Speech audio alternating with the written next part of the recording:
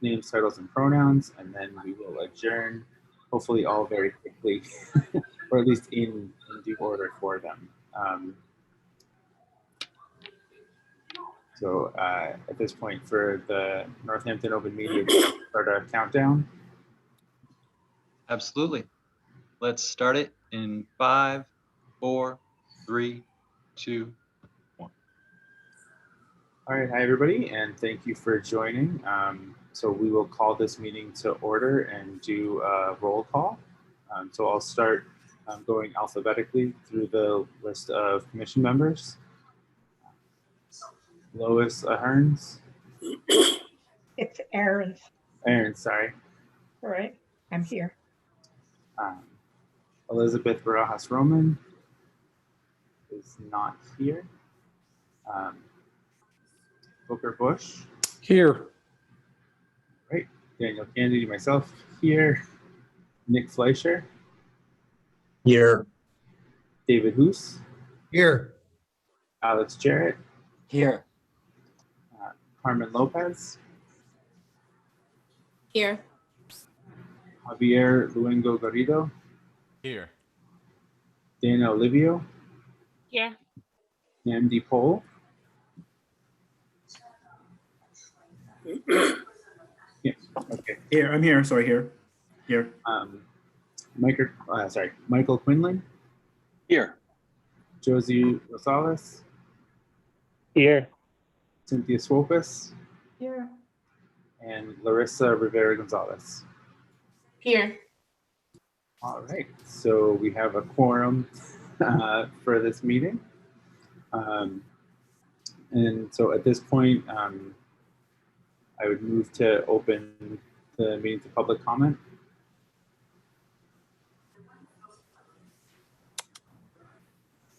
Is everyone okay with that? Yes. All right. So what we'll do, we're going to mirror the same thing that the council does for the city of Northampton. So we will ask that people use the raise hand feature on the participants list to raise their hand. If you're calling in, use *9 to raise your hand on the phone. If you're on your computer, if you click on participants in the Zoom interface on the bottom right-hand side, you'll be able to raise your hand. We will go in order of people who have raised their hand. We'll call on you. We'll have 3 minutes of time, and I have a timer going for that. At the end of the 3 minutes, we'll ask you to finish your sentence if you've not completed that. And we will go with public comment for an hour.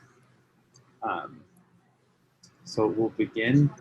And the first person is Richard Hendrick. Okay, can you hear me now? Yep. Thank you.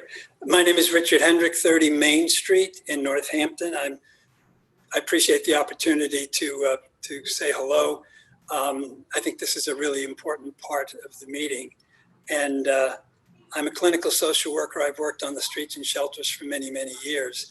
I consider myself sort of a fly on the wall for this process, and I hope I stay with it and just help you in any way I can to give you any insights I may have. Saturday, the New York Times article that caught my attention was how the pledge to dismantle the Minneapolis police collapsed. And this is a follow-up to what the city council in Minneapolis was doing. And the piece basically said, oh my goodness, this just doesn't look good. So it looks very negative. It was very positive to me because I admired the courage of the councilors who went forward. I also admire the fact that they've acknowledged that they made a lot of mistakes. And I think the good part about this, there's always good in things like this, is that now it's come to another city council forum, to the commission here. And I think that is giving you an opportunity to learn some things. I'm sure you're going to be centering on what perhaps is called the mission statement, you know, those items that you're going to look at. The use of force policies, the recruitment and diversity policies, training and equipment, etc. And I think you're going to be looking at that as sort of the big daunting piece. And it seems daunting when I looked at it and said, this is a lot of material. I think you'll find some really nice things on the internet. I'm new to the internet, so I'm sure you're going to find much more than I have found. There's a massive good things there that are going to help you considerably. Philip Atty Goff from John Jay Criminal Justice, really a guy who knows a lot. A great article, The New Era of Public Safety and Advocacy Toolkit for Fair, Safe, and Effective Community Policing. The Kerner Commission, the STAR program in Denver, the Cahoots program in Eugene, Oregon, Camden, New Jersey. There are many good things that I think you're going to find, and it's going to help you with your report. I think your mission really is going to be, the hard task is going to be convincing the 500 some odd people who are protesting in the streets, young, smart. I may sound patronizing, I'm 77, but really folks that are just the future and very powerful voices, but they're not a fan of this commission from what I've gathered. I think your task is going to be somehow to reach them, to reach the city council, to reach the mayor, and to reach the silent majority, many, many people, and to reach the police. So I see this as quite a task. It may seem like an impossible dream. As you dream, I was in the Peace Corps many years ago, and Don Quixote was our idol, tilting at windmills, the impossible dream. So keep dreaming. And I close with... that's your time. Okay. Thank you very much. Thank you. Next up is Amy Martin.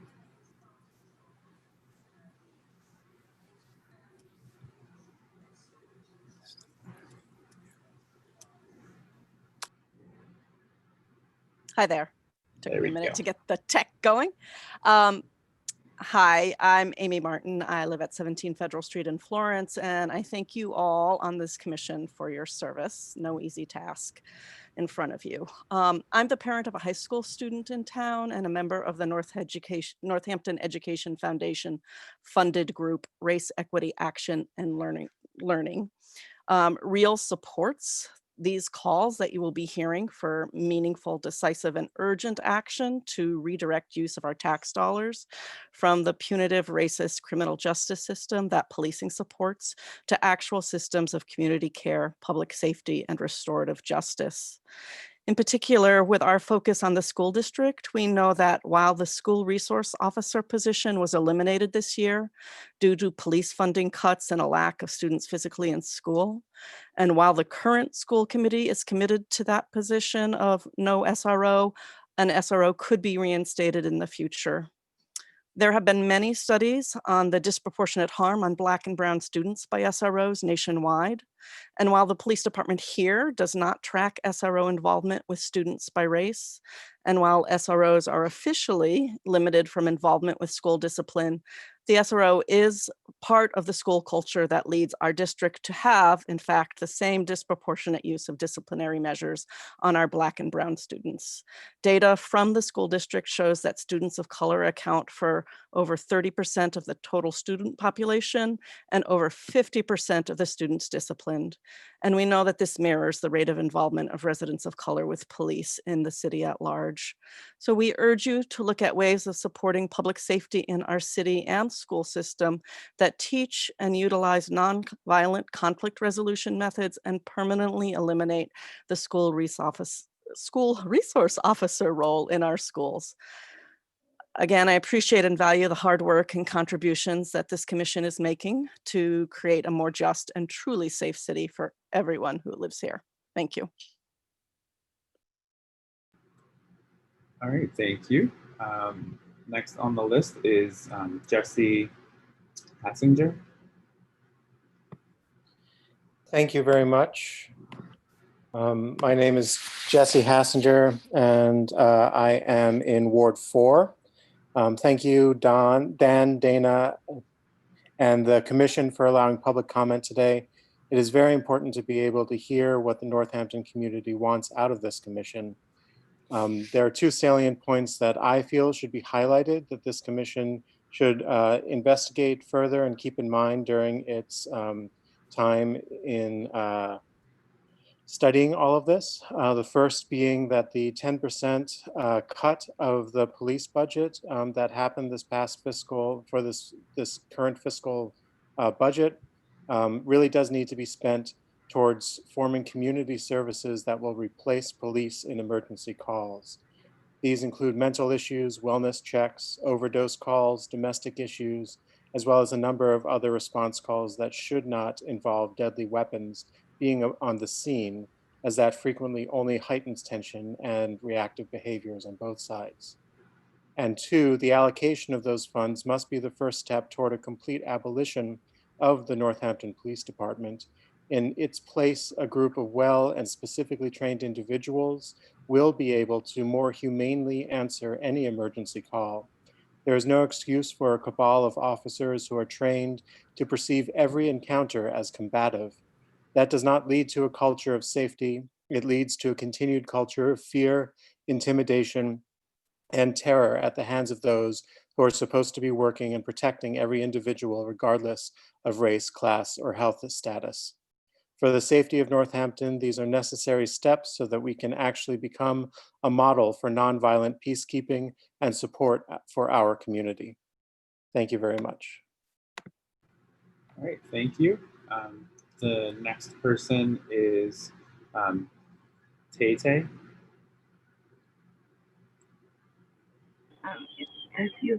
Hello, how you doing?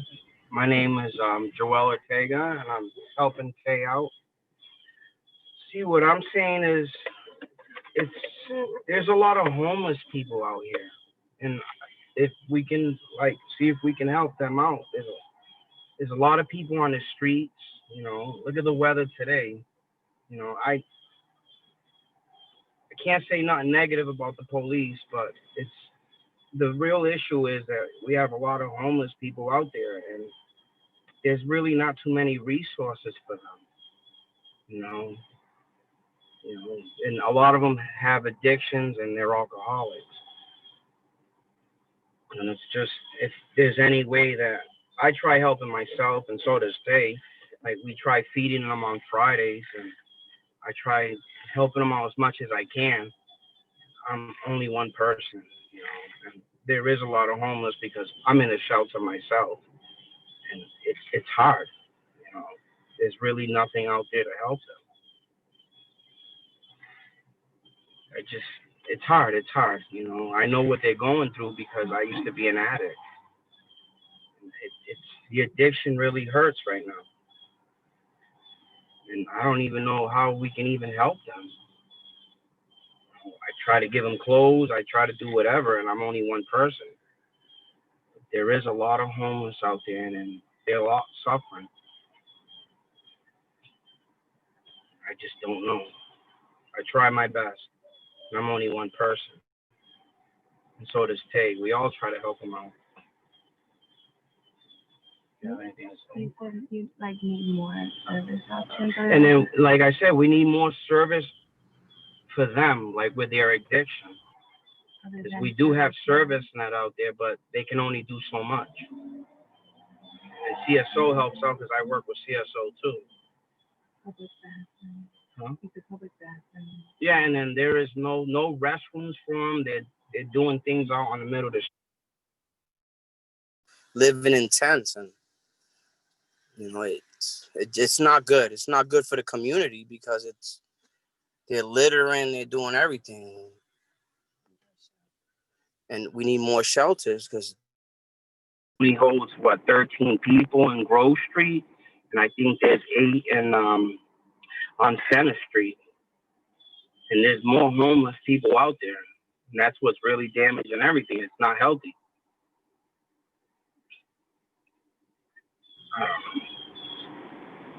But we try. All right, thank you for that comment.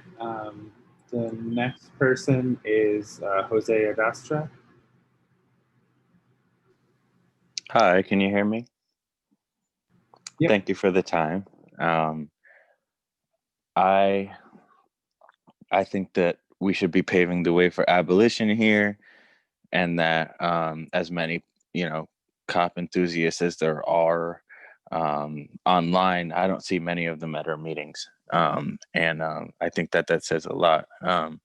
And that if we're thinking ideally here, if we actually have hope for the future, everyone up here is smart enough to acknowledge that there's a huge problem in the way that American policing has damaged Black and Native and Latino communities. It's clear, and if you're denying it at this point, I don't know how, if you're educated. And so with that being a very basic, understanding, I feel like paving the path for abolition, having that be our starting point, is actually the only option, because that's the only, what we need to do is undo all the damage that we've done. And I think that a way we could start doing that is like the previous speaker said, I've asked you nicely. We've asked, I've been rude. We've been, we wrote letters, we've written petitions. We've asked you in every way we know how, up to begging and up to praying, to collaborate with community organizers and to help us use this budget that got cut to house people. And, just as I, predicted, it's up until winter, and there's still no solution. And the problem is that they won't trust the police department. I've even talked to the cops. Okay. They might not want to come here and put their jobs on the line, but the cops actually have to do things that they shouldn't have to do. And they are also frustrated. They are repeatedly, I have 3 kids. Okay. I sent them to East Hampton schools, my 8-year-old's in East Hampton, and the rest of them are going over there too, because there's no cop over there. So you're losing money, okay, from people like me who refuse to put their children in a school with a cop, okay, because I won't do that. And many people who grew up as, a family that got so many of my family members arrested, we're not going to tolerate having a cop in the school. So you're actively losing money if you don't actually legally ban that requirement or need for an SRO. People are just going to go elsewhere, through school choice, and that's your loss as a city. But collaborating with the organizers, there's plenty of GoFundMe's going on right now. It would be really humane to divert some of the money that we have to that. And something immediate that should happen is the positions at NETA, where the cops are. That's insulting. That's a big salary going to someone. Some people in town without homes, they can and want to work. That is an easy job. Redivert the jobs to the homeless people or to ex-incarcerated people so they can build a life instead of the police. Thank you. All right. Next is Sean Donovan. Hi, can you hear me okay? Yep. Okay, thanks, Dan. So I'm grateful what Jose and other folks have said before me, and thank you all for your time. Tonight I comment as a resident of Ward 3. I live at 59 Coolidge Avenue, but I'm also on the leadership with the Western Mass Recovery Learning Community. It's a local peer-led support and advocacy organization. I'm going to speak to some of those experiences. So I've facilitated a weekly Alternatives to Suicide peer support group in Northampton since April of 2012. And I've met hundreds, maybe thousands of people who are many things among them, but who all share the experience of thinking about suicide. So I've learned from countless stories and from my own that feeling suicidal often comes from feeling powerless and experiencing trauma. I've heard many people in these groups share that they've had emergency services, including the police, called on them by family, by mental health clinicians, and by others in their lives because they express these feelings. Sometimes this is what's called a wellness check, quote unquote. But I can tell you from many accounts where distress is met with uniforms and guns that this action does not build up someone's wellness at all. Also, accounts in popular media recently have shown that these so-called wellness checks impact poor folks, Black folks, and people of color more severely, whose lives are often more policed by social service agencies with more direct routes to the police. So I worry about police interrogating people in wellness checks and also in public space in Northampton, also following these trends. So I wanted to offer the commission this like slice of what I hope can be moving towards abolition, in the sense that assessing how policing operates in our city. It's important to look at how social service agencies are intertwined with these forces of the police too. So although each of these agencies has great people who work for them, ServiceNet, clinical and support options, and the Department of Mental Health, rely on police power to enforce their authority on people they serve. And through Section 35 and Section 12, look it up if you're not sure what those words mean. I know that the situations these agencies confront through their work often have no easy answers. Some people have named some of those already tonight. But I can assure you that the reliance on police and power over strategies of addressing pain and conflict only multiply these things. I urge the commission to include ways police are woven into things like the so-called mental health system and social services in its investigations. The United Nations has been very clear in recent years that addressing mental health issues in the world is less about chemical imbalances than it is about power imbalances. And while our country's leaders do not heed the words of the UN, I'm well aware of that, I encourage us to be more wise and think about how to move towards defunding our police force and investing in community supports, accessible housing, peer mediators and advocates, and other resources that would aid in our community's well-being. So thank you for your time, and thanks for everyone else sharing from their own experience too. All right, thank you. The next person is Emily Coffin.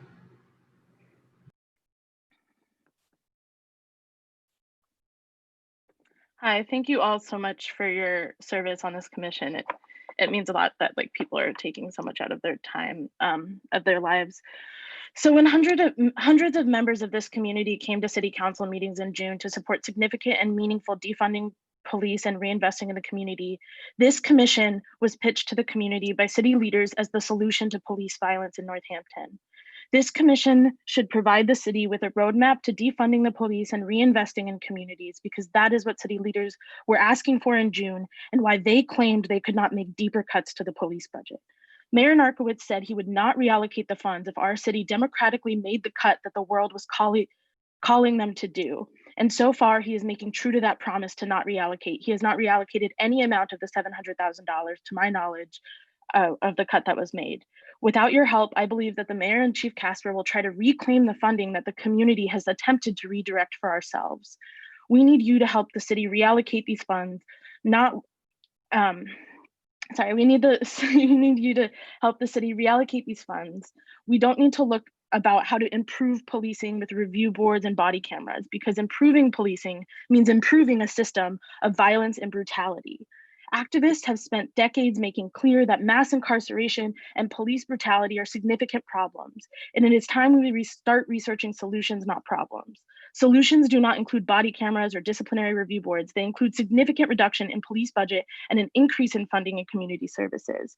And these community services that are funded need to be led by community members most impacted by police, including Black folks and unhoused folks, not traditional mental health services that perpetuate violence in our community. All of this takes significant work that the city leaders have said they cannot do alone. And I believe it is imperative that the commission take on this work, because it is complicated, and that right now we need to continue to build power in the community to be able to do these things. Please look at alternatives to police and advise the city the right way rather than trying to reform the police system, which is not possible. Help us get to Northampton beyond policing and outline a plan for defunding police and reinvesting in the community through looking to alternatives to police like STAR programs and undoing the carceral system here at home.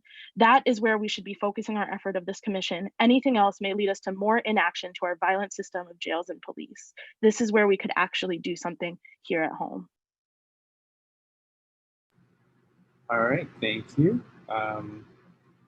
The next is a phone number here.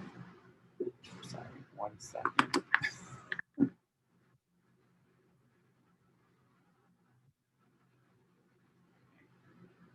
And so just need to check one thing to confirm that I believe this is someone who was having issues before.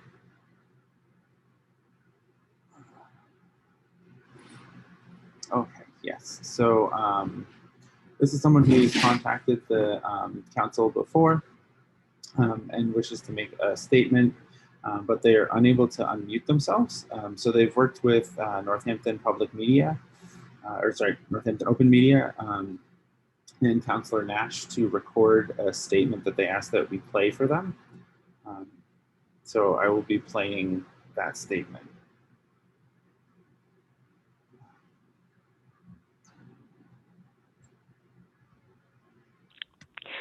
This is Hildegard Friedman from Northampton, and I'm about to give to you music that is part of the last battle of the jazz era that I am inviting the people in the Mayor's Council to participate in for an undertaking which is action.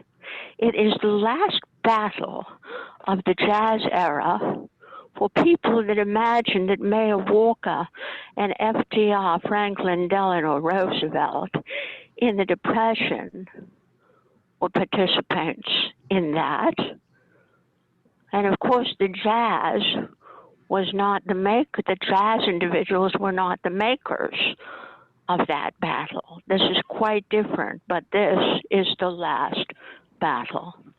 And you're going to be paid not by me, by yourselves. You're going to be paid for your participation, your performance. It's a drive-in theater type event. We're going to get land all over the place, not only Northampton, it's tri-state.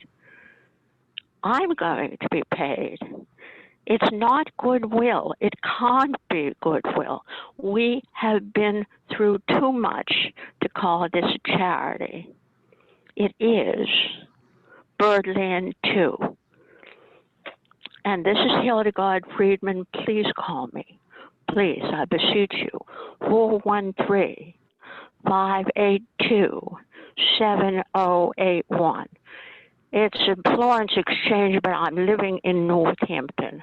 413-582-7081. This may turn into something as great or greater than Tanglewood.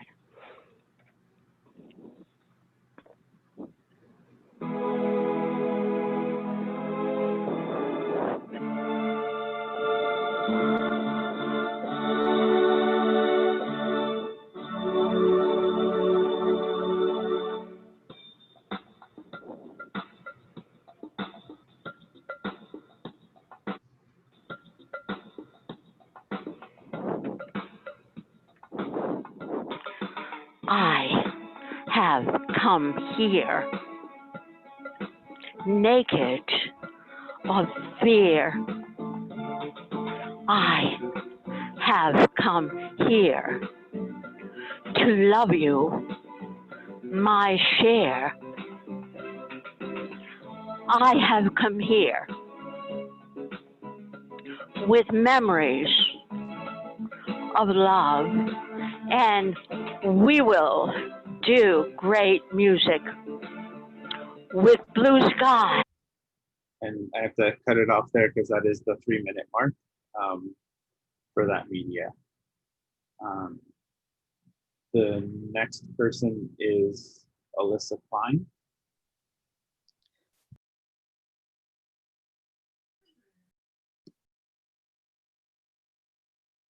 Okay. Good evening, commissioners. That is a hard act to follow. My name is Elisa Klein. I live in Leeds, and I'm very grateful to you for your service to our community. I know how much of your precious time you'll spend doing this work for us and with us. Thank you for allowing for this crucial period of public comment at your very first working meeting. I do understand the concern that keeping meetings to a reasonable amount of time makes them more accessible to parents, people who work full-time, and others who can't stay on Zoom meetings for hours and hours. I absolutely get that, but in this case, in launching a process like the one you're about to embark upon, it's essential that you hear from the community. Community input is what should shape your work. Your accountability is to all of your neighbors in Northampton, not just the mayor and not just the city council. So thank you so much for listening to us and responding to our requests as you pursue this important piece of work. Angela Davis said about policing, we need to get off of the treadmill of reform. Please listen to members of this community as we call for you not to just conduct a review, not just make recommendations for police reform, and not re-legitimize policing. Rather, we call upon you to gather the evidence of why and how it is time to reduce the police budget next year, the year after, and the year after that, and reallocate the funding to the ways our community can truly be safe until we no longer spend our precious community and taxpayer dollars on an institution that was founded to catch and police enslaved Black people and that continues to enforce modern day systems that bind and harm Black people, Indigenous people, other people of color, gender nonconforming people, poor people, and others from subjugated and oppressed communities in our city.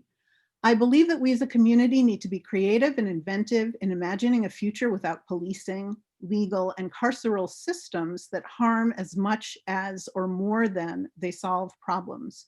We need to invest in preventative, transformative, justice-based structures, systems, and methods to keep our communities safe.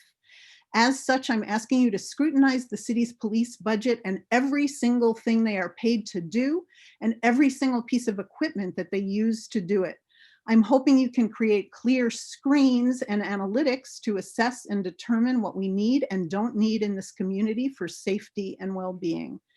What we want and don't want in this community, what is ethical and what is unethical in keeping our community safe, and how to eliminate practices and activities and actions that are rooted in racial, class, and gender bias, or that have potential to be.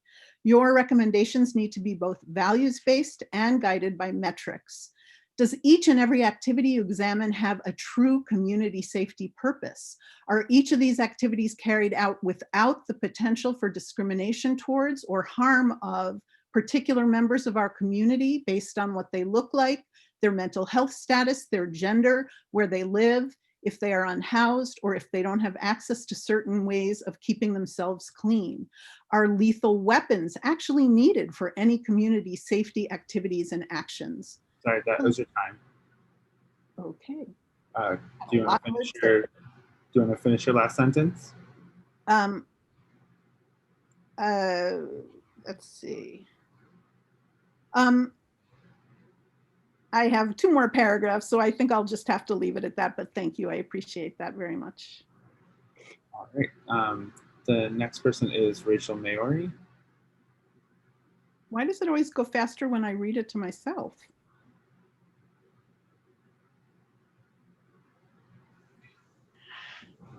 Well, this is perfect because that's a former Ward 7 City Councilor, and I'm Rachel Maori, Chesterfield Road in Leeds, and Ward 7 current City Councilor. First, I want to thank each and every one of you for taking on this formidable task. I'm excited to have this process driven by incredibly well-equipped community members like you. And I understand that part of the process will be reviewing research on the impact and efficacy of our current law enforcement system. It is my hope, though, that the Commission will spend the bulk of its valuable energy focusing on designing alternatives to policing that are tailored and viable for our community, rather than spending the majority of your time trying to reform a law enforcement system that has inherent flaws. I would actually encourage you to focus on the reimagining process of what a community-led public system, safety system that works for all could look like here in Northampton. As a city councilor who will be one of those making inevitably tough decisions around the city's budget next year, I would deeply appreciate this commission's practical guidance on this by providing to us specific actionable goals that include budgetary recommendations and around reductions and reallocations of funds. Thank you so much, and I'm out here rooting for you. All right, thank you. The next person up is Elliot Oberholzer. Hi, can you hear me? Awesome. So first of all, thank you so much, all of you, for being on this commission. I am really excited for the work that you're going to do. Those of you that I know and that I've worked with in the past, I trust you so much to engage in this work. I really do. I echo what a lot of other people have said, that the content of whatever the product you put out is really important. It's important that it paves the way for abolition. It's important that it takes us towards a future without policing, because that is the ethical way to proceed. That is the way to build us towards a future where we are all safe and we're all more liberated. What I want to talk about specifically, though, is not so much about the content of what you produce, but about the way that you communicate what you produce. And in this, I am bringing my background as an evaluation consultant, which was my former career. So one thing that I learned when I was doing evaluation consulting is that you can make the most beautiful report in the world. And I hope you do. I hope you make us the most beautiful, powerful roadmap away from policing that exists. But if you have the most beautiful report in the world and then you just give it to people, it doesn't mean anything.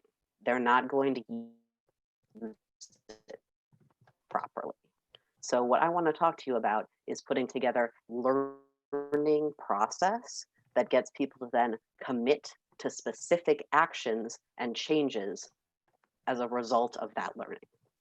Now that can look like conversations, that can look like meetings with people who are in positions to make the changes that you want them to make. But whatever your timelines, whatever your process is, you need to build in significant collaborative learning opportunities at the end, because just delivering a report or recommendations isn't going to make those things happen.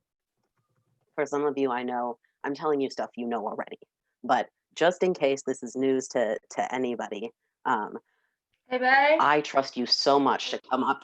Whoa, hello? I trust you so much to come up with good recommendations, and I want you to use the process that will make those recommendations actually happen.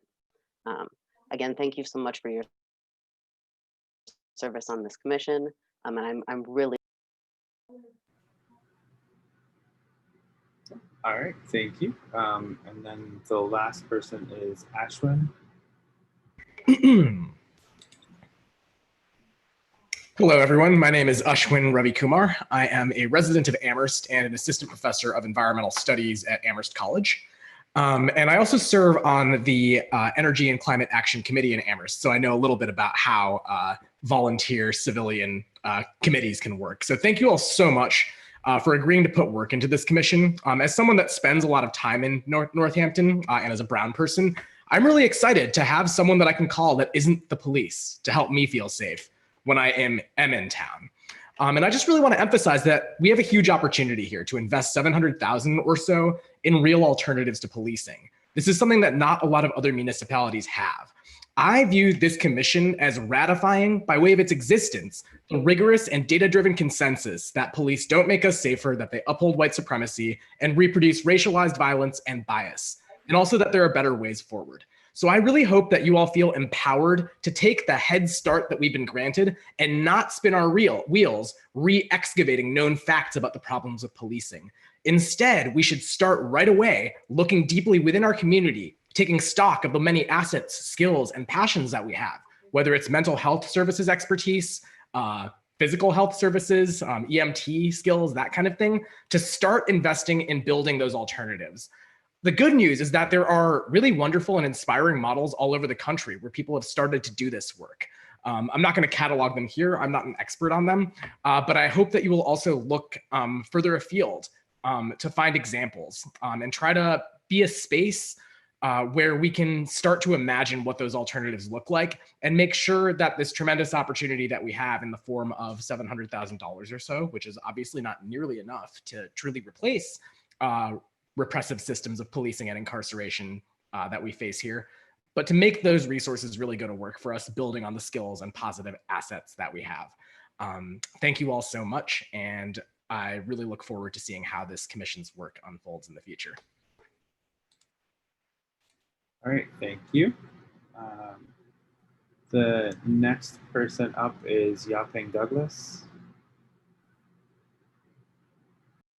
Hi, my name's Yao Ping. I live in Turner's Falls, but I am in Northampton quite a bit and have grown up in the area. And I just wanted to second what other people have said about hoping that this commission can be a place for recommendations and a very concrete plan to come out for how Northampton can actually divest from policing and invest resources into actual alternatives to police. I think that the description that was put out about the commission by the mayor and city council included a lot of items about like looking into body cameras and other things that have already been investigated quite a bit in the last 10 years along lines of policing reforms. And I think there are so many of us in the community that don't feel like we need to study these reforms and we don't actually need any more detailed information about how the Northampton Police Department works. We just want to know how Northampton can move away from policing into all the alternatives that really keep people safe. And so I hope that you as the commission can feel empowered to come up with your own goals and priorities based on where you think Northampton needs to go instead of feeling beholden to the description that was put out by the mayor and city council previously. Thank you all so much for what you're doing. Thanks. All right, thank you. Oops, sorry. Paula Garrido.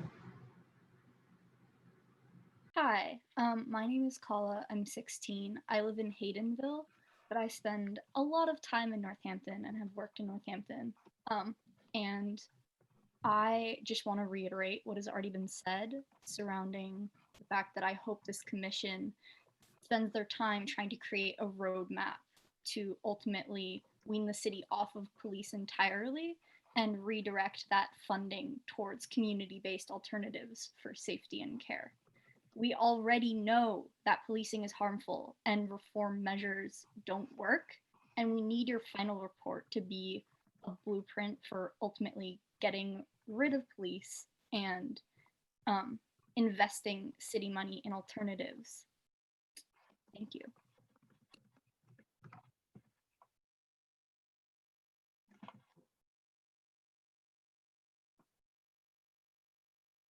All right.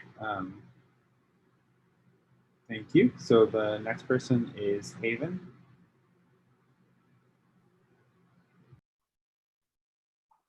Hi, I'm Haven. I'm 16 and I live in Deerfield, but I spend a lot of time in Northampton. And yeah, I just wanted to come and reiterate some of the points that have been made and make it clear that as many of these logos on people's Zoom say, we really want you all to be creating a path to abolition of the police instead of focusing on reforming the police. I also wanted to point out something that Emily said a while ago, which was focusing on helping advise the mayor on the reallocation of the 10% cut for your first December report, if that's possible. Thank you. Thank you. And then Sasha. Hi, my name's Sasha. I just wanted to speak really quickly about the point that the previous person just brought up about the money that was reduced from the police budget for fiscal year 21. And there's a number that gets tossed around a lot, and that's 700,000. That's the second amount that was reduced. So I just want to remind everyone that the original budget in May budgeted $6,900,000, and the ultimate budget in June was $6 million flat. The exact difference is $882,602. And I just want to bring that up for two reasons. One, I just want to make sure that the mayor stays accountable for that money, and that 180 doesn't just disappear. And also, I just want to remind everyone that that money was reduced from the police budget not to punish the police, but to fund alternatives to the police. So what I would urge the commission to do before you get super deep into all your recommendations and reports is get a commitment from the mayor that those monies will be allocated for that purpose. Because you can spend a lot of time writing up a report and then it doesn't get funded because there's no commitment for that money to go there. And then it feels like kind of a waste of time. That's it. That's all I've got to say. Thank you. All right, thank you, Sasha. And then the next person is 19P1394 impounded case.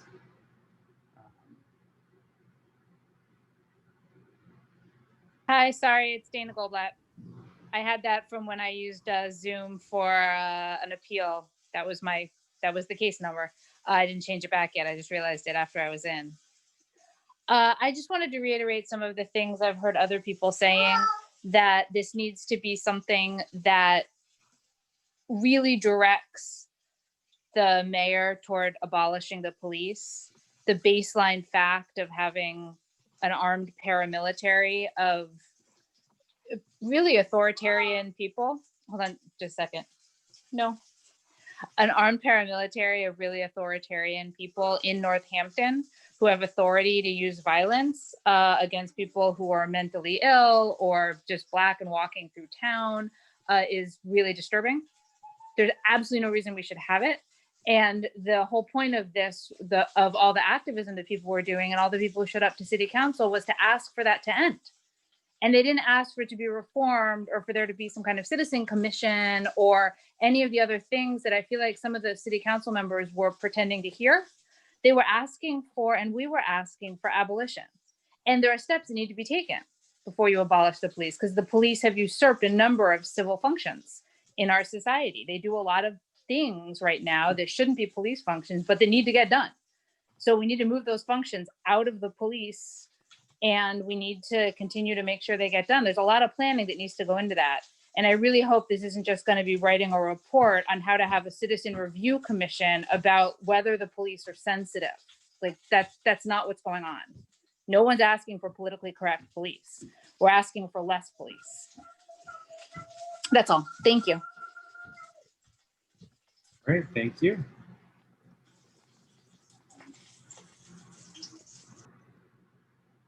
So at this point, it looks like that's the last of the calls for public comment. Even though we scheduled out 10 more minutes, I don't think we need to belabor. Oh, one more person. Okay. So Ruby. Hi, I also really just want to reiterate the main goal is to pave the way for abolition. The commission's time should be spent on creating a roadmap for ultimately weaning the city off of police entirely and redirecting city resources to create community-based alternatives for safety and care. We already know that policing is harmful and reform measures, like body cams, don't work. We need their final report to be a blueprint for ultimately getting rid of the police and actively investing city money in alternatives. Thanks.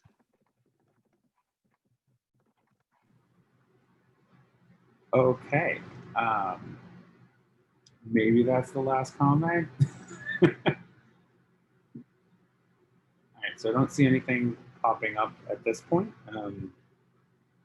So I think we can move on to the other big meaty issue of why we're here, which is our charge and work plan formulation.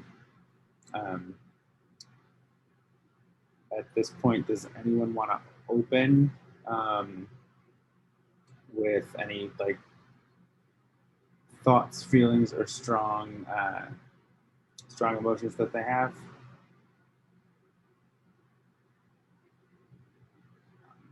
And I'm actually going to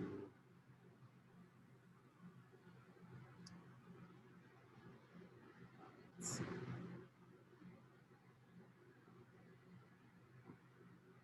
All right, so I'm going to unmute for Nandi.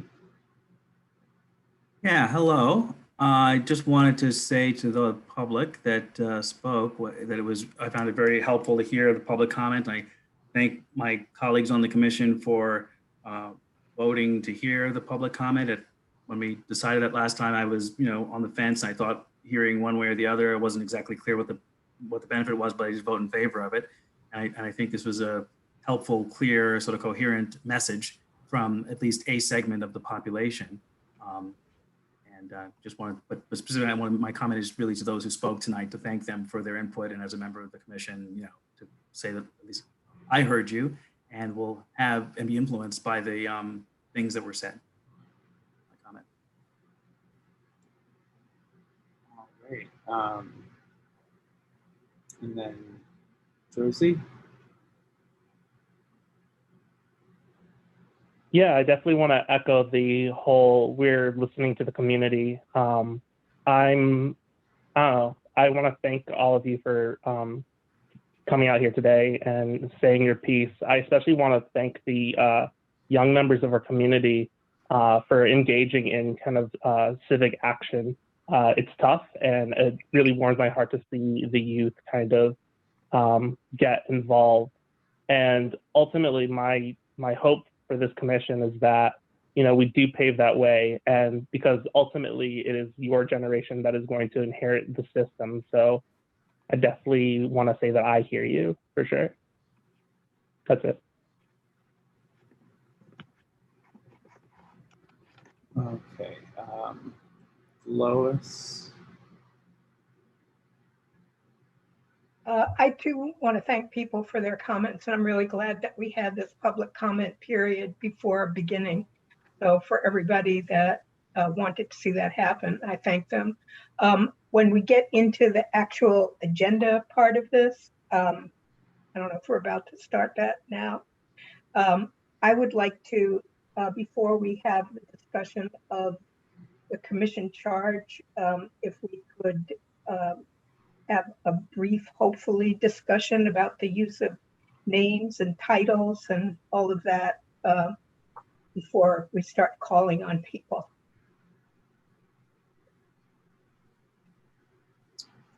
Yeah, we can do that.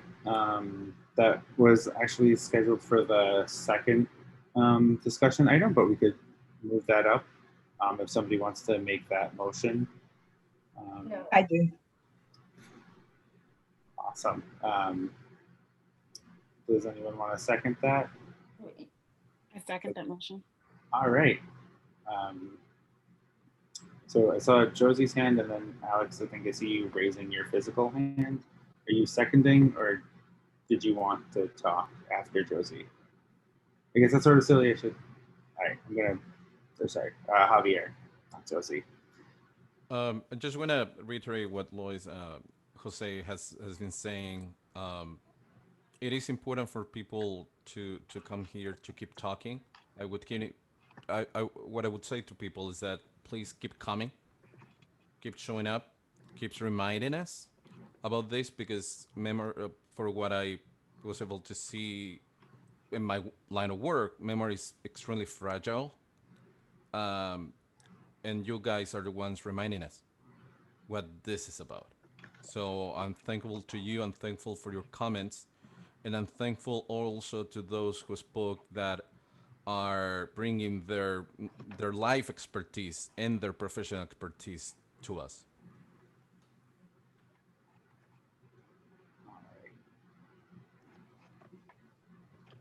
And then Alex. Thank you. I believe it's the discretion of the chair to move an item to come earlier. So unless anyone wants to correct me on that, I believe that you could decide to move that item first. Okay. Well, I mean, we do have co-chairs, but since Dana seconded that, I'll assume that she's all for it, and I'm fine with that as well. So, collective push to move that up. So I think Lois has their hand up again. Lois, you should be good. Okay, the reason I was going to bring this up, and then I saw it on the agenda last week, there was a lot of, every time a roll was called, there were people who had sort of their honorifics, you know, counselor this and attorney that and whatever, you know, doctor. And I would hope that what we could do is not do that. I would hope that we could all just be called by our first names and not our titles. Some of us have titles and some of us don't. I don't have any official title. I mean, I could make one up, but I don't have one. And I would hope that we could just go for something egalitarian. And so that's my proposal. First names, no honorifics and titles.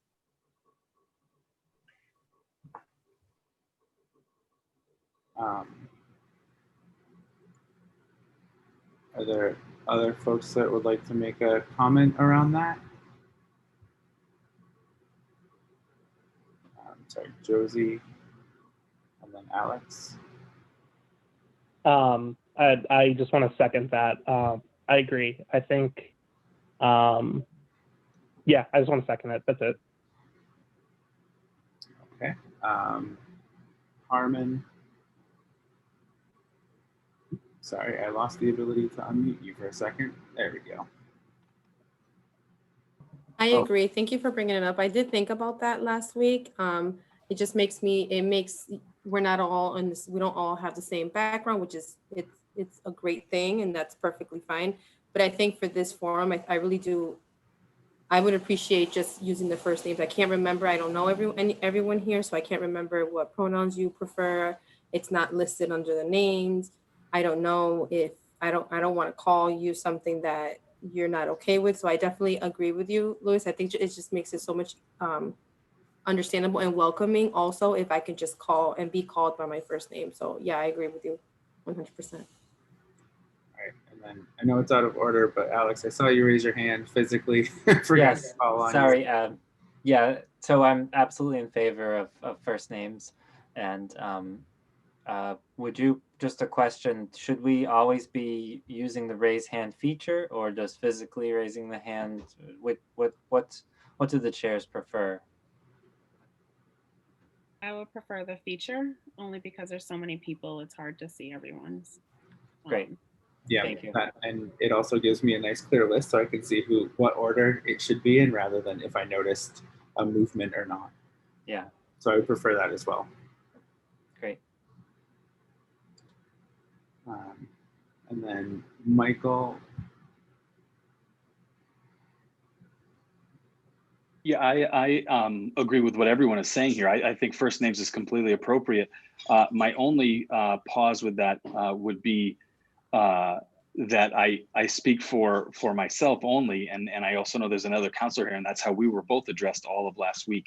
So I'm very comfortable with it, but I would, you know, and it seems like the group is moving in this direction. So I just wanted to say that I support the idea.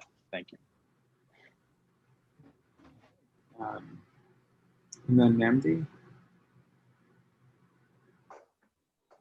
As someone who was, my honorific was used last week, it's totally fine with me to use my first name if you can pronounce it, which is Namdi. The chair has shown great skill in being able to do that and earning his chair position. So yes, anyone can use my first name if you can say it. Otherwise you can say, hey you, or Mr. Cole, or whatever works, but yeah, no honorifics needed.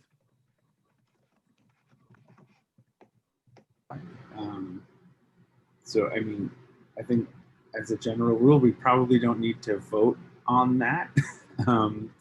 This is just going to be setting up the norms of our convention. So if everyone's comfortable with that, we'll just use folks' first names as you put them into Zoom, so that if there's another name that you would like everyone to use, you can do that. If you'd like to, I'd also invite people to put in their pronouns if they feel comfortable or want folks to use a specific set of pronouns. And you're comfortable in this context sharing that, then please do. And I would invite everyone to do it, and I will change it myself in here to sort of normalize that process too.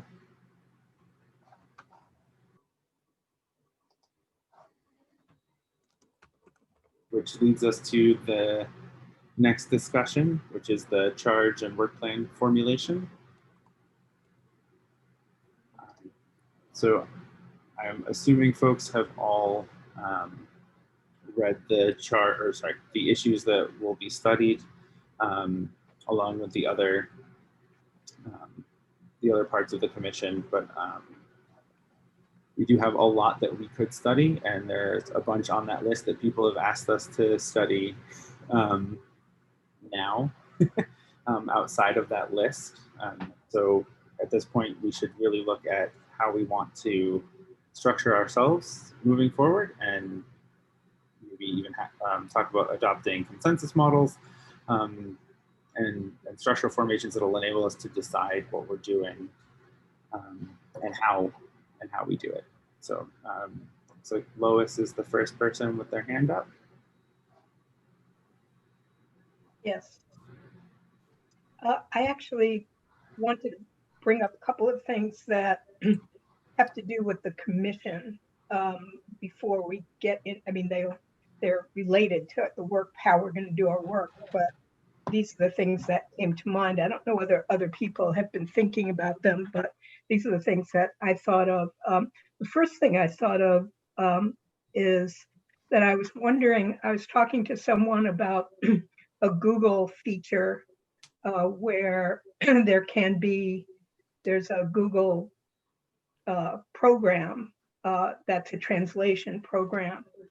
And then there can be somebody simultaneously translating, so that for people who are Spanish speakers, they can tune into the Google app, that app or program, whatever it's called, and then simultaneously hear what's going on in Spanish. And I investigated a little bit. I think the software costs $1,000, and the whole city could use it, not just this commission. So it's $1,000 a year, I think, and the city could use it for everything. But then a person who's the translator would actually have to be paid whatever the cost is per hour to do the translation. So I would love to see something like this to make this more accessible, not just when we come to the hearings, but to the meetings itself. And so I put that out as an idea.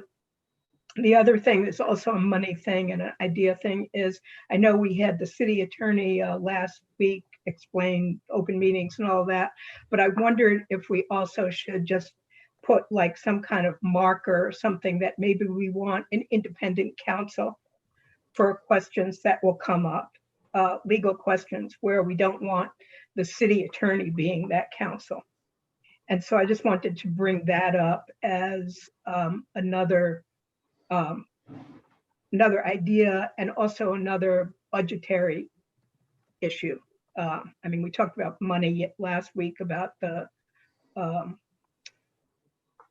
staff person, and Mayor said that there was more money in the budget other than just the staff person's salary. So those are two things. The third thing I wanted to bring up, and I know we talked about meeting every 2 weeks, and I know this is going to be a much big conversation, but I just want to put it out there.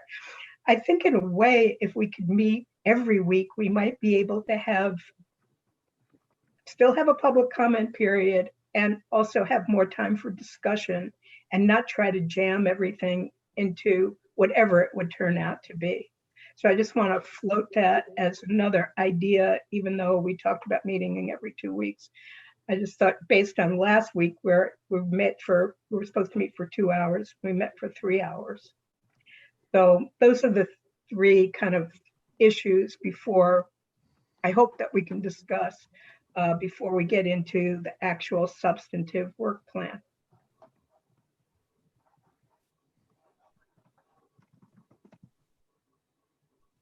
Okay.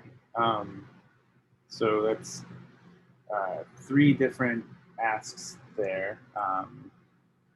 So I'm keeping a list as we're going on. So Javier.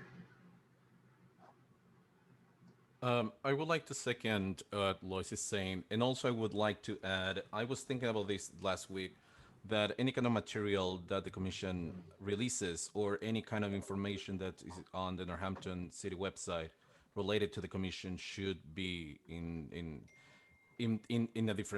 Spanish or different languages, if we're going to be talking about accessibility.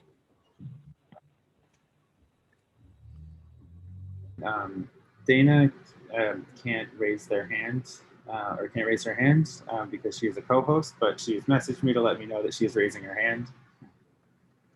I raised my hand. I wanted to, I guess, going off of Lois's and Javier's comment around the accessibility, I'm wondering if we need to also make our meetings with closed caption for folks who can't see it. And I think that also creates a transcript that might be able to be translated into various languages. So something for us to think about and look into. Thank you. All right. Okay, so we have a couple more things to add to that list in terms of basic running for the meeting. Are there other questions or other comments that people want to make to get the ball rolling? Right. Oop. Namdi. Hi, sorry, I'm new to this kind of meeting process, but I'm concerned about the agenda getting kind of hijacked and changed in the middle of a meeting. And I wonder if one thing we could maybe agree about is when items like this sort of come up, that they get added to a list, but maybe becomes the list for the subsequent meeting, or raised after we've gotten through the agenda items on this meeting. Because it seems to me like we're now have an item that was left over from last time. And if we just get into the habit of always being able to add things in line ahead, we might, derail the process. I just as a general thought, deciding how much we need to adhere to the agenda as set, shuffling it around items is one thing, but actually adding whole new items ahead of what we said we were going to do today, questionable practice for me.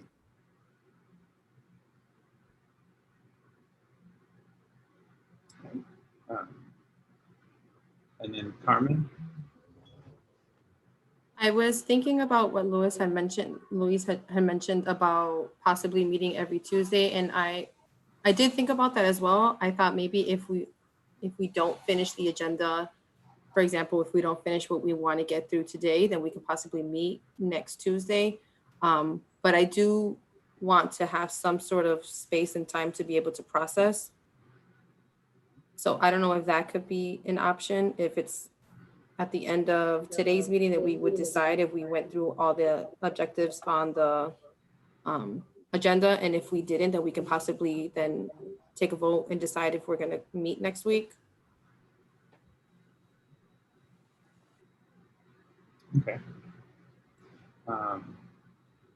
Yeah, I think that would be part of the work plan system, like getting that set up and figuring out how we're going to decide when we meet. So yeah, I think that would be a sort of a natural part of this discussion. And then Alex. I just wanted to, on the topic of how often we're meeting, and I think this is in relation to our work plan, the idea of subcommittees to explore various issues. So we could express interest in the topics that are in the scope of our work and any additional that we want to add. And then either individually or in subcommittees that are posted meetings, we can research, do the research. And so that's one thought, to have meetings kind of in between our full meetings to work in smaller groups or individually. Thanks. All right, David.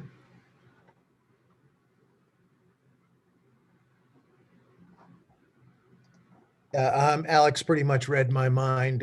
Every board I've been on, especially one that's as large as this, it'd be very difficult to get work done in a 15-person meeting. I think we're going to have subcommittees, and my concern about once a week full commission meetings is we're not going to leave time enough for subcommittee meetings. That's all. All right, and Lois.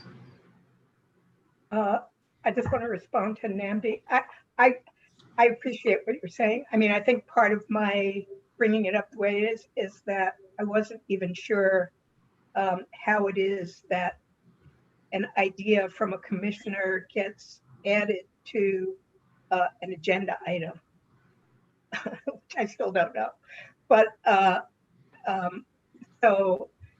I agree with you that I didn't mean to derail this at all. It's just things that I thought were important for us to set before we go on.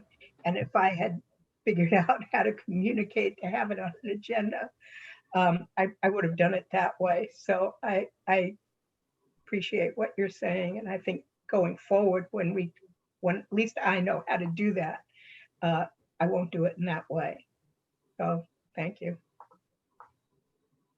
Just because I can't raise my own hand, I'm just gonna jump in. Like, at least for myself, I don't necessarily see that as like derailing the conversation. I think it's actually adding to it, because if we're saying we want to start like how we work and how we function, how like having accessible features to what we do, like that's going to impact how we meet and how often and what resources we need to meet.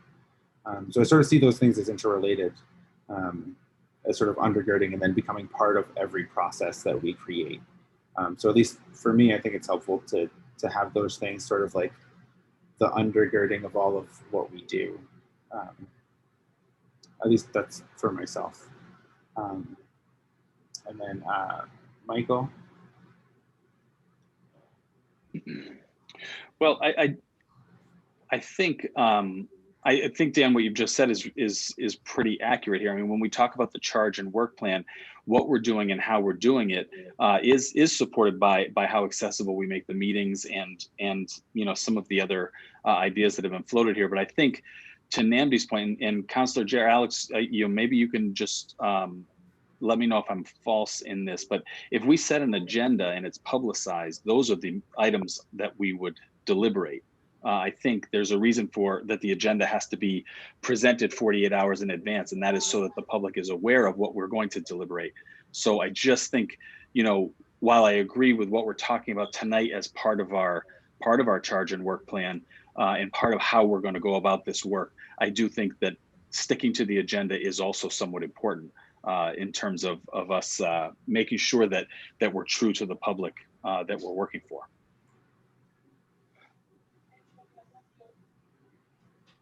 Javier?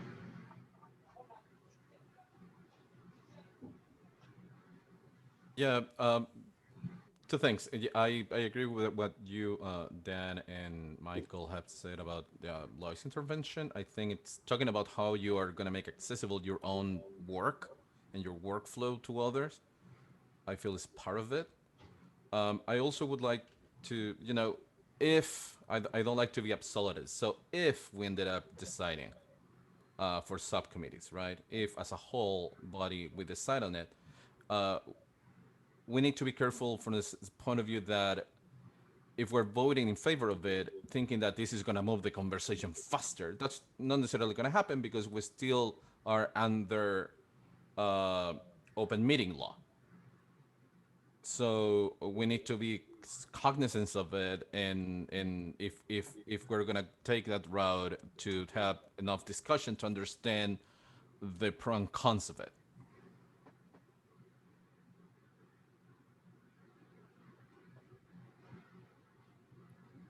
So Alex and then Namdi. Yeah, I wanted to answer Lois's question. In order to get something on the agenda, you would submit it to the chairs, and then they would choose up to put it on the agenda and when.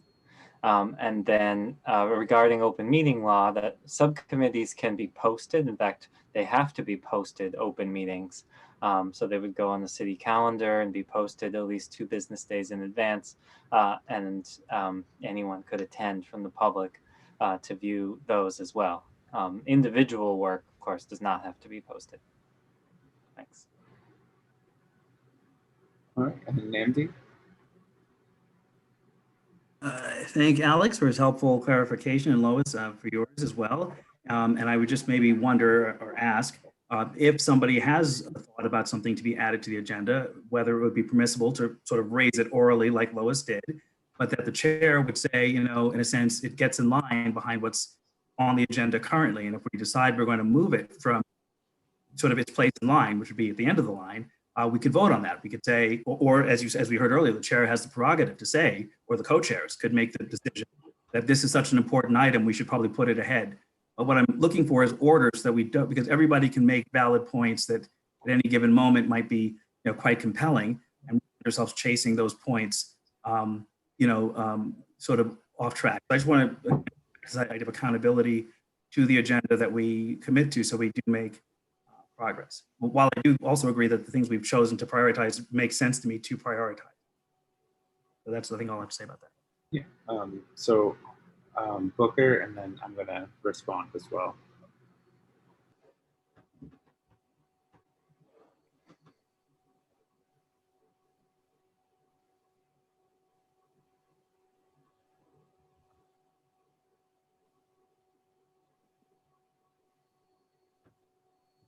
Booker, you're still muted. Do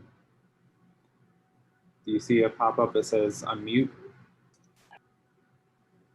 Oh, it pops up for a second. Let's try that again. There we go. So what I said before is that in the Human Rights Commission, the last part of the agenda is new business. So if there are issues that need to be raised, they are raised at the end of the agenda. That is, I think it's actually always better if agenda items can be placed prior to a meeting, but that requires some forethought. So in this, I think what's hard about this sort of situation is I agree that I think what Lois is bringing up is how will we do process? So it is actually part of how we're going to do our format meeting. But I think I also agree that what we should do is if there are new issues brought, it should be part of new business as a last form of the agenda. Yeah, and I'll sort of put this for myself. I mean, when we're talking about this, I think we are doing what's on the agenda right now, which is discussing our charge and our work plan. Like that to me, and I guess this is subjective, but I think understanding that we need to have a process in place to make sure that our meetings are accessible, that the content that we create is accessible both in language and in terms of digital accessibility, that if, like I've been taking notes, so we have, what is the process? Are we going to have subcommittees? If so, what is the process for forming them? What's the process for getting reports back? What is the frequency of meetings? All of those things I think are part of the work plan. I'm not sure if we want to discuss, like I opened the floor to this. I don't know if folks want to focus on what the actual work plan is before we accept a full charge, or if we want to do those things in tandem, or if we want to do all of the work on the charge first. But from there, I'm not. But at this point, I think we've got a pretty good undergirding of what we want. But I think this is all related. I wouldn't personally see these as new business in this case. But I would agree if there was something brand new. So maybe like the idea of like how do we purchase or make requests as a body to the city for funds, that might be different, or like whether or not we have an independent counselor. There, I would say that would probably be new business to go at the end. And then Alex. Ooh, let's try that again. There we go. Ah, thank you. Yeah, I just wanted to make a point, and perhaps the city solicitor could, if we need that, could clarify this. But we can only discuss the items that are on the agenda, and you make an excellent point, Dan, that there's the most of what we're talking about is within the chart, within that item on the agenda, and items in new business we can only discuss to a certain extent. I'm not exactly sure to the. We can certainly discuss what we propose to be added to future agendas.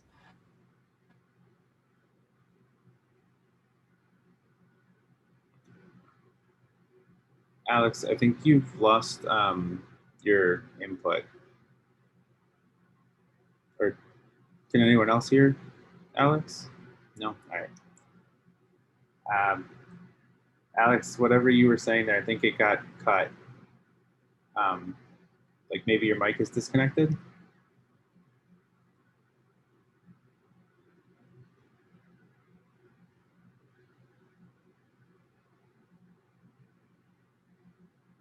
I'm not sure if you want to troubleshoot this in the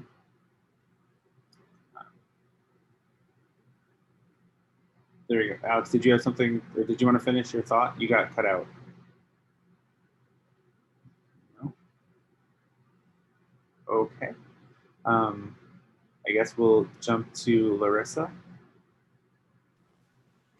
Yeah, I just wanted to second the idea of subcommittees. I think that would be helpful to keep the progress moving forward, and also for us to build relationships with each other, because the work that we have to do, I think some of it, like I said before, needs to happen with the way we work with each other.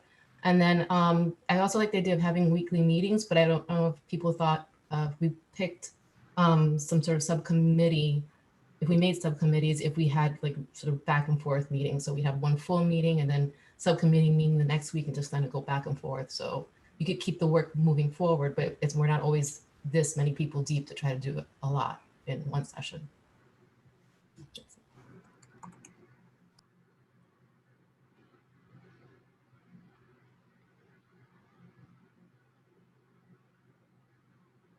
Okay, so we have Alex back, maybe. Alex, can you hear us?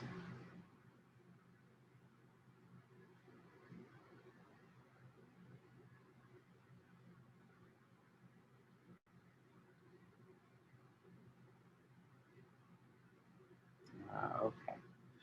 So we'll sort of troubleshoot and get that set on the side. Meanwhile, at this point, oh, Alex is back. You should be unmuted. Yeah, can you hear me now? I think Zoom crashed on my computer. I'm not sure what you heard of that, but I'll just briefly say we have to, under open meeting law, we can only discuss the items that are posted on the agenda. And there's certainly, we can use our judgment as far as that this is a broad scope of what we're discussing now.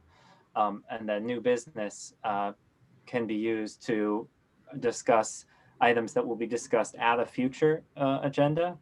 And perhaps we may want to ask for clarification from the city solicitor about what the lines are there. But that's my understanding, that we do have to stick to so that the public is informed of what we'll be talking about.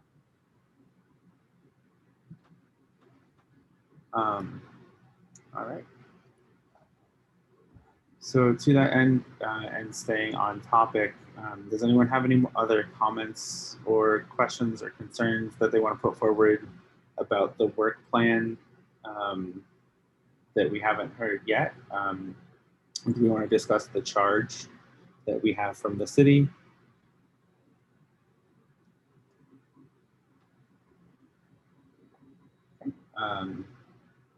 So I guess I'll do the standard check-in. Has everyone seen the issues to be studied by the committee, or sorry, by the commission?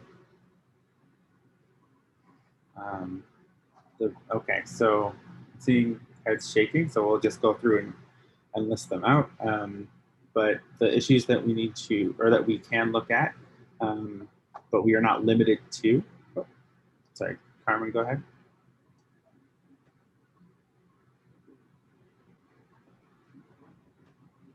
You should be able to unmute. There we go. Thank you. Yeah, I mean, I am buried with emails, so I know that the email is in somewhere land, but if that can be re-emailed, I read it when I first received it, but I haven't read it since. And I would love to, I'm a visual person, so I definitely have to have it in front of me. If that can be emailed. Yeah, I think so. And it's also on the Northampton Police Commission website as well. So I guess, give me a second here.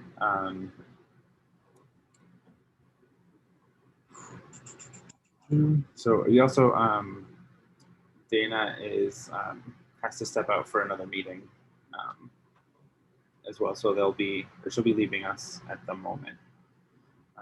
What I can do, just so that everyone has it, I will bring it up as a screen so that we can all see it. Just so everyone can see this, that the issues that we are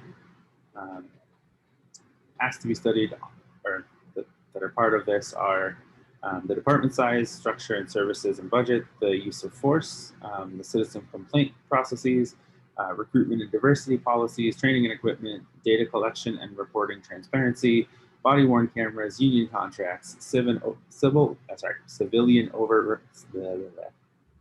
oversight and review models, transitioning 911 calls for mental health, houselessness, substance abuse disorder, and other non-criminal services and domestic violence calls to civilian responders and social service agencies, a study of resources for governmental and non-governmental investment in needs that, if met, reduce crime, and an examination of alternatives to current policing policies and practices.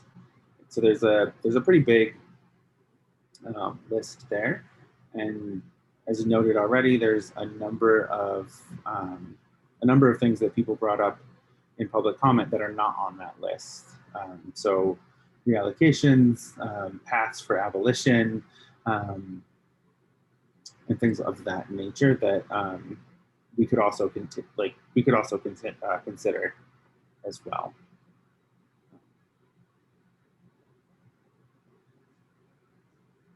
Cynthia?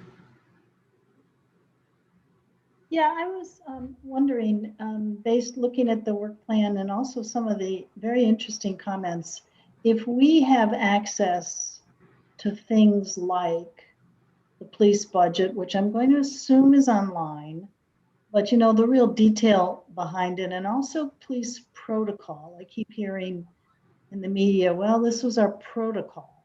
Now going down that path is challenging protocol, and I know that for the respect out of the folks that spoke at public comment, that we're not restructuring the police department.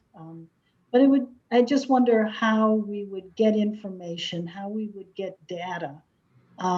Someone mentioned metrics, how we can find the number of complaints against the police department. You know, think data like that we can work from. Is that available to us? Yeah, so, sorry, I saw someone had their hand up for a second. I don't want to speak out of turn. But now I don't see that. So yeah, I would say those are things that we can get, that we can make either, we can request it, they're public records, or we could request it of those city agencies. In the last meeting, the mayor said that they would be open to providing that information, but I want to keep us on track just to make sure. Are you saying that you would want that data before we accept the charge?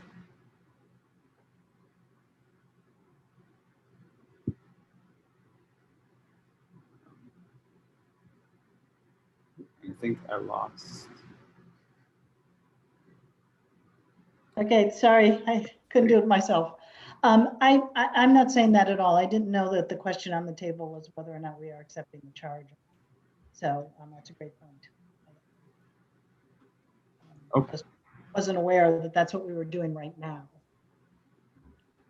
Yeah, so I think at this point we're pretty settled on discussing what our work plan and our charge and our work plan. Okay, I'll withdraw my question. It still would be interesting to have that information. But in listening to the folks tonight, you know, we don't want to, are we restructuring, are we reforming, or are we suggesting that the money allocated to the police department go in another direction? I think those are, you know, very, very different approaches. And I'm not sure the work plan addresses the reallocation of money and where that money should go, unless I'm missing something. So I think I should point out at this point, we don't have a work plan yet. That's what we're still working on and deciding. And if we're really frank, we don't even necessarily have a consensus model at the moment. So like there's those sort of questions in addition to what lens we want to look at this through, if it's through abolition or is it through reforming and sort of that path. but Lois is next.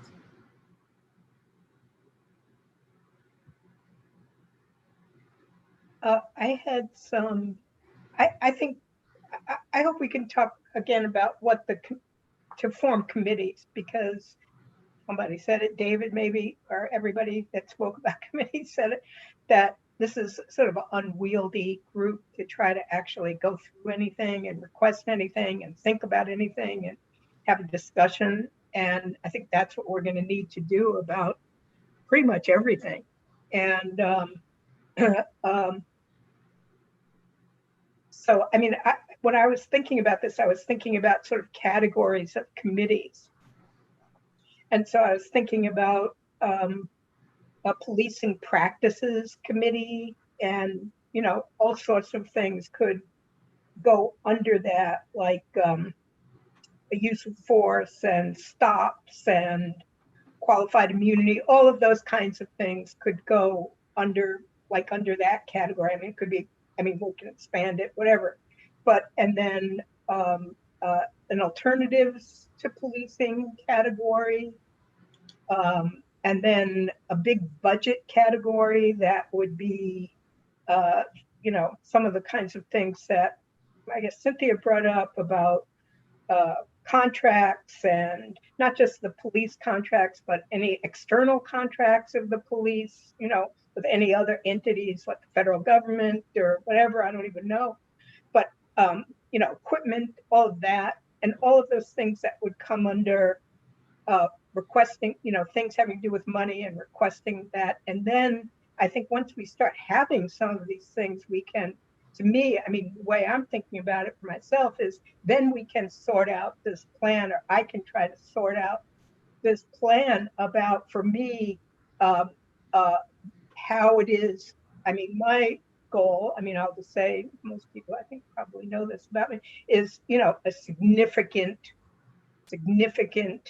reallocation of money to the things that will create a safer community that isn't police.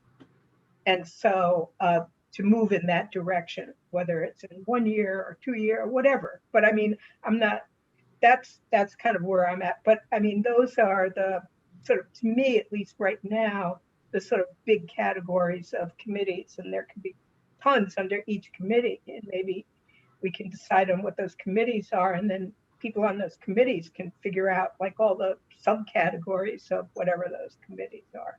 But I mean, it's such a huge area that I don't see any other way to do it.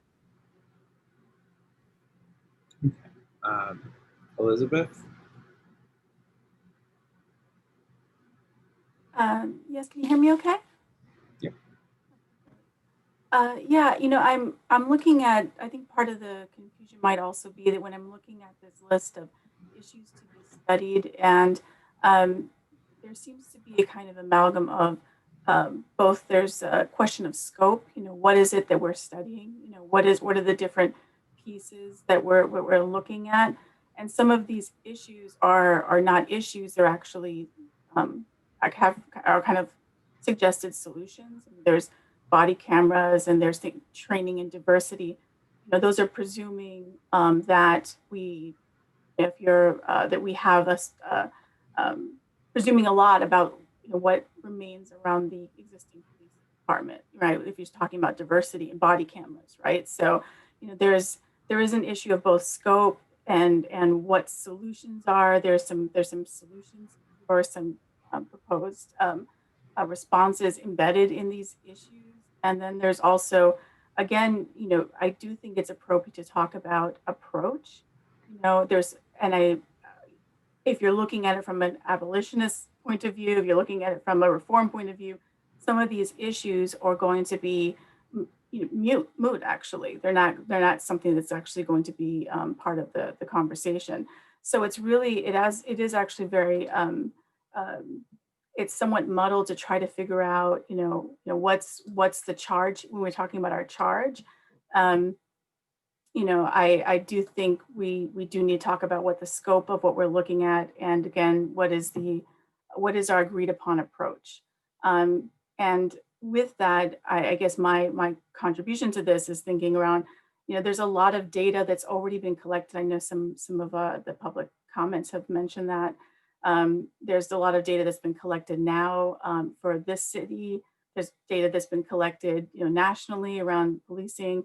And I think it's, not wanting to, we have to move quickly in terms of getting relatively quick turnaround in terms of the report.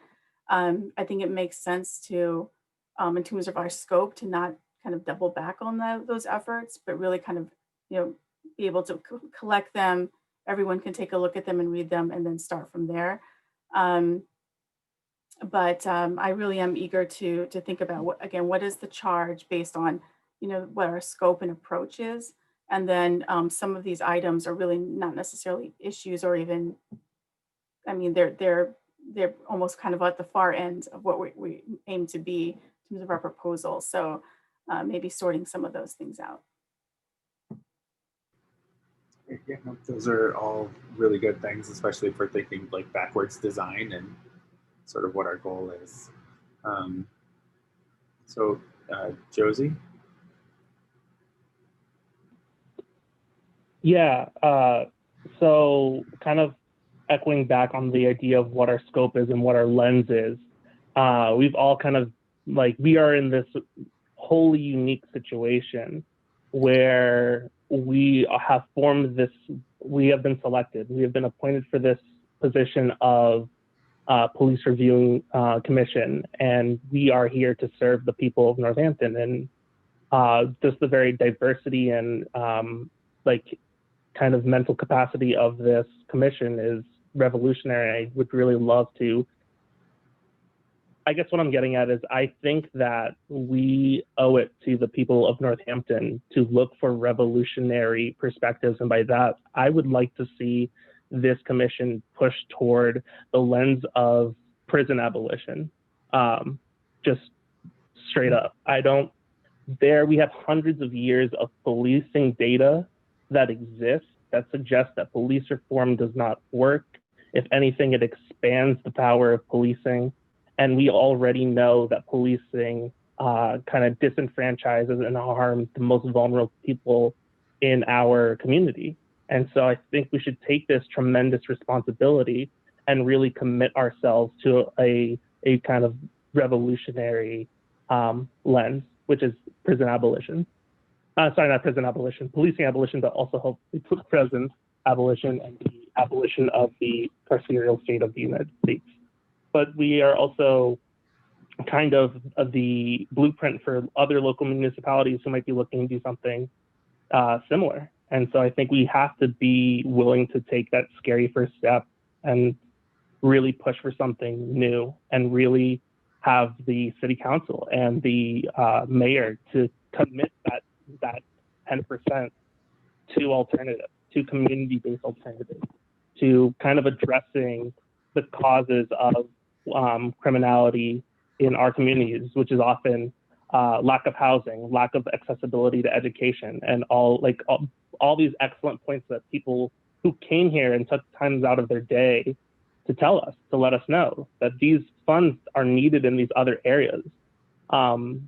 The policing budget only continues to inflate, and that money could easily be reallocated to more social programs that could do some really huge impacts in this community.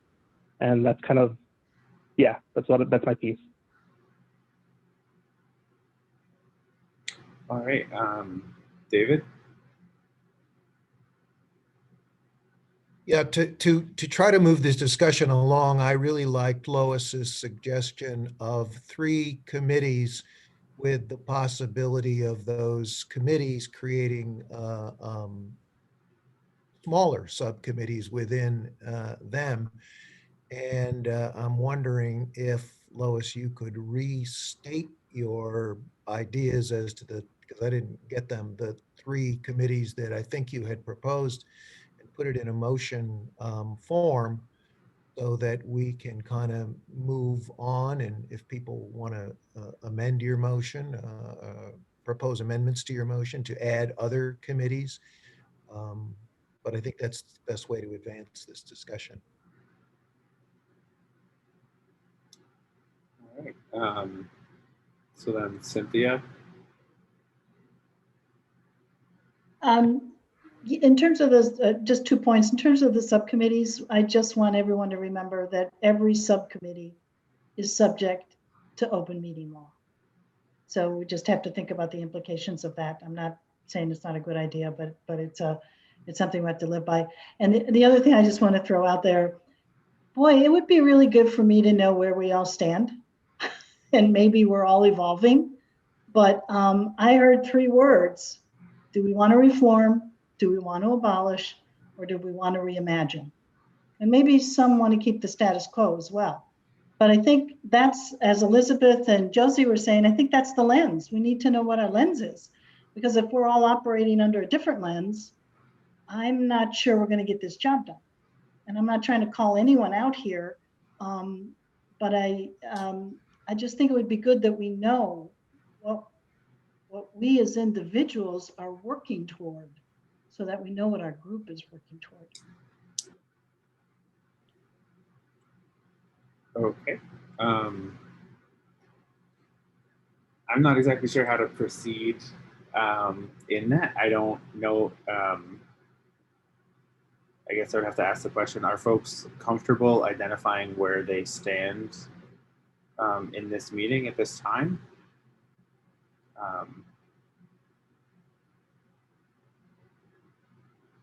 At this point, I mean, I know I am. I'm pretty comfortable with that, but I'll defer to how folks are thinking. So Josie, Elizabeth, and then Mandy. Yeah, I'm wholly comfortable saying that I am for police abolition. I mean, I'm young, but I have felt the effects. I've seen the effects of policing. I've studied the effects of policing. I see how it is implemented in other places of the United States, what models have been used internationally, and it really does feel like we really have to take a lot of the teeth off of out of policing. Something new has to be done. We can't keep throwing ourselves against the wall thinking that it's going to change, that we're going to reform this wall. We need to tear it down. All right. Elizabeth?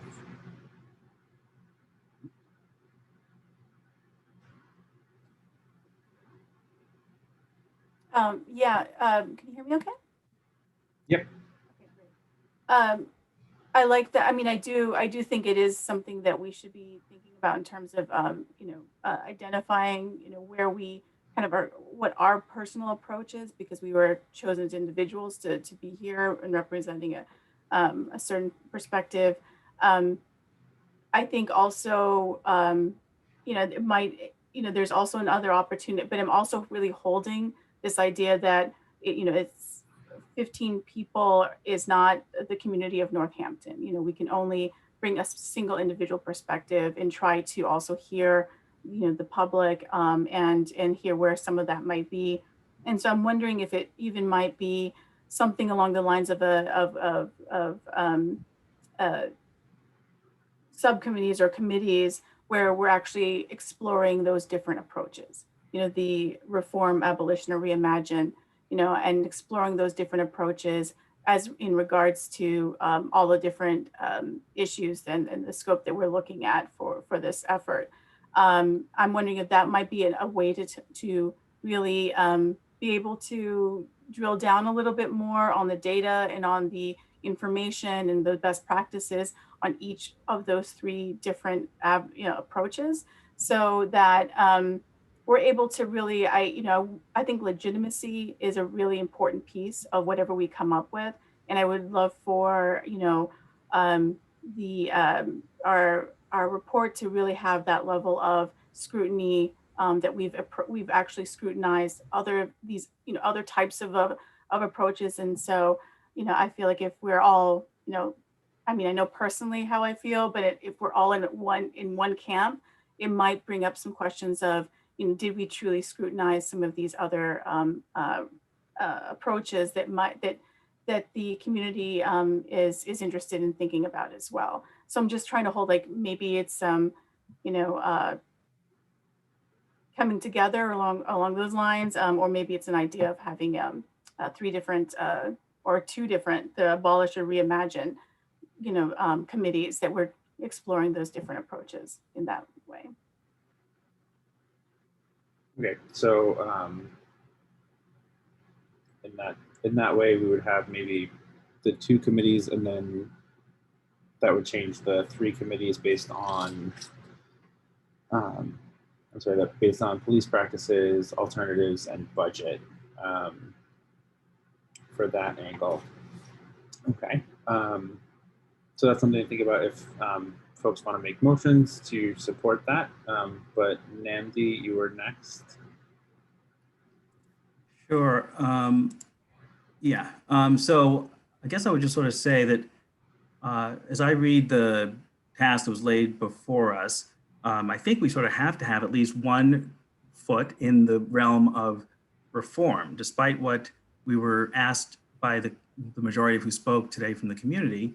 Our charge, the way I read it, clearly states that we are supposed to, our work, the issues to be studied include a variety of matters that are, like specifically body-worn cameras, or things that we're asked specifically to study. And then we can add to that in all sorts of ways, including abolition and reimagine. But I don't know that we have the option to kind of just do away with looking at what it says the commission shall do. And I guess I feel committed to do what we were asked to do and then go beyond that. That's my 2 cents on that. I'm not sure that's negotiable. Maybe it is in your minds, but I don't think it is. All right, there are a list of folks. I'm going to put myself at the end. So it's Lois, then Javier, and then Michael, and then myself.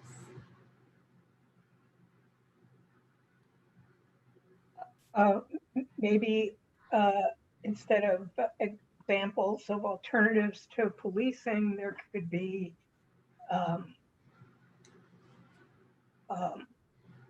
committee that looks at the alternatives, looks at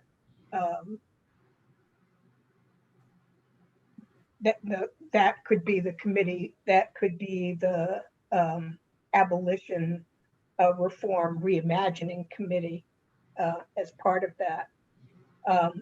That's one like amendment to my original idea. Or the other possibility is, just in terms of what Nancy was saying, I mean, I think, like whether there should be body cameras or not, or buying them, or all that could be under the policing practices subcommittee. I mean, any of those specifics could be under that. But maybe to keep the three original ones that I put out there, and within that, have each committee ponder what these three what can happen within these three categories in each of those committees. If people are following what I'm saying, so that framework, abolition, reform, reimagining, goes for alternatives, goes for policing, goes for budget, goes for, so those three categories are the lens to look at each of these three subcommittees through, if you get what I'm saying. So that's kind of, that's my proposal. So that becomes those three categories become the lens for everything that we study. And then we can have, people can bring that lens to what it is we're thinking of, each of those categories. Okay, so that's one option. So just the mandate of each subcommittee is to include those three perspectives as a potential. So Javier, oops, sorry, I muted you. Sorry. There you go. Yeah, I was going to say something similar to what Lois was saying. I think it's a really good idea from the point of view that even people who are for reforming, learning what abolition is about, I think they would sort of comprehend more, and maybe not necessarily change position, but certainly understand from where the abolitionist movement from the police department comes from.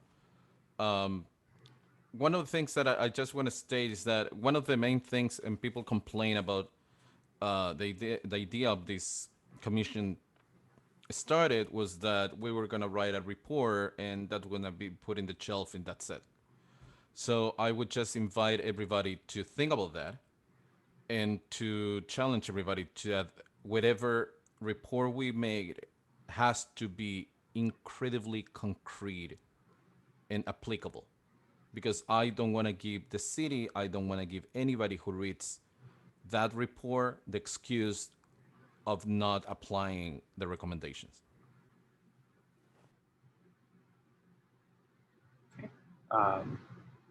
Michael? Well, thank you. You know, I just listening to everybody here, and I'm kind of brought back to, you know, to June when this came before the city council, and Alex and I, as councilors, were faced with, you know, a tremendous amount of public comment, much longer than what we witnessed tonight. But I think about how much I learned during that time and how much, you know, I didn't understand at the beginning and came to understand as the process went along. So I really felt, you know, as I was looking at what our charge is here and what those things are that our council president and the mayor put forward as the ideas of things that we should study. And I started to kind of put them into categories as well, not as sophisticated as Lois had. You know, Lois's 3 categories, I think, for possible subcommittees were really on point. But I basically was able to break them into 2 things. One is kind of what the police does now, plus body-worn cameras and civilian oversight review models, things that might affect the police specifically in the future. And then the other is the alternative category here, right? With transitioning mental health calls and so forth, study of resources, examination of alternatives. You know, one of the things that I think Namdi said earlier in our charge, and I have the website open here, you know, is, you know, this commission is to study these complex issues, recommend reforms, recommend, you know, to recommend ways, it's a lot more words here, but that we can transform how the city delivers policing while ensuring community safety equitably and justly for all. So part of me feels that taking those 3 words, as Elizabeth said, abolition, reform, reimagine, and as Lois mentioned, and kind of exploring every single one of these things and more with those 3 ideas, what's the best choice for Northampton? I think that's what we're tasked with here.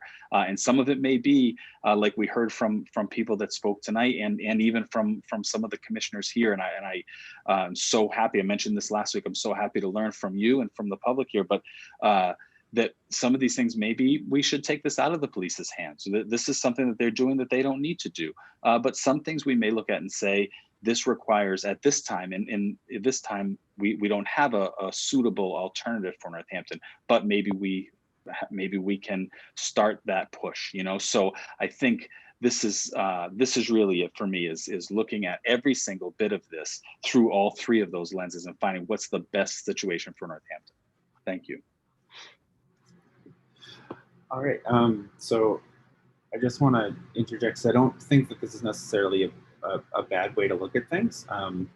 Just because others have, I will also identify, I'm pretty firmly in the abolition camp for policing. I think we can have much better crisis responses in other ways that don't involve an institution that was built to oppress. I think we can really work to make something, we could define something better. I think there are examples of it working in other contexts. And so really it's going to be figuring out how we do that in our context. The only thing that concerns me a little bit, if we have a committee or a subcommittee with multiple subcommittees in there, and all of that work has to examine how 3 different lenses approach different problems, looking for 3 sets of information, 3 sets of data, 3 sets of case studies, 3 sets of everything else, that does sort of triple the workload. And I'm not dismissing that as like, this is, you know, you might find research that sort of correlates and crosses, right? Those are not necessarily exclusive boundaries, especially if you think of things in terms of temporal processes. But I think it is important to sort of understand that if we're looking at something very complex, that we are tripling our work in a very short amount of time. So that might change what the scope or the ability of our group is to do in that sense. So I don't want to be discouraging. I just want to say, like, this is,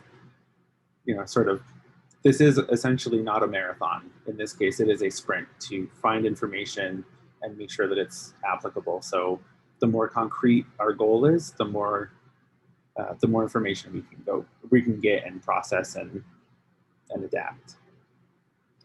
But that's all I'll say on that. So the next is Alex. Thanks.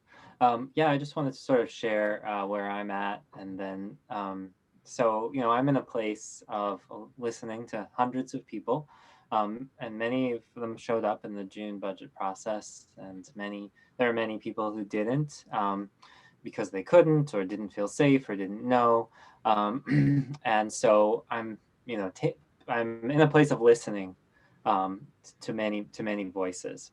I love the idea of a community and a world where the police aren't needed, and I do want us to move forward on that. And I also recognize that there are very real public safety needs where the police are presently the only option, and we need to make sure that the police are doing the best they can and are accountable. I want to make sure that the movement we have toward alternatives is done in a very, very well, because if there will be many people who are arguing that these alternatives don't make sense, and so we need to make sure that this is done well and not so quickly that there are too many examples where too many gaps in where we're moving toward, so that the opponents of alternatives will sort of push back against that. And then so that's kind of where I'm at. And then I really liked the subcommittees that Lois put. I would sort of clarify them in my mind. There's policing practices would be one. There's alternatives to police work.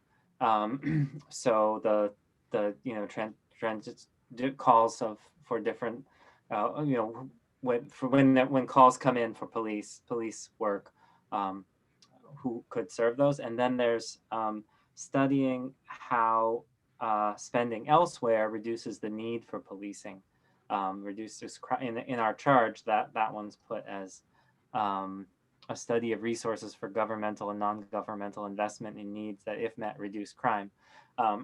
So those are kind of three different ones, and I love the idea of us looking at abolition in there and reform and reimagine as best we can.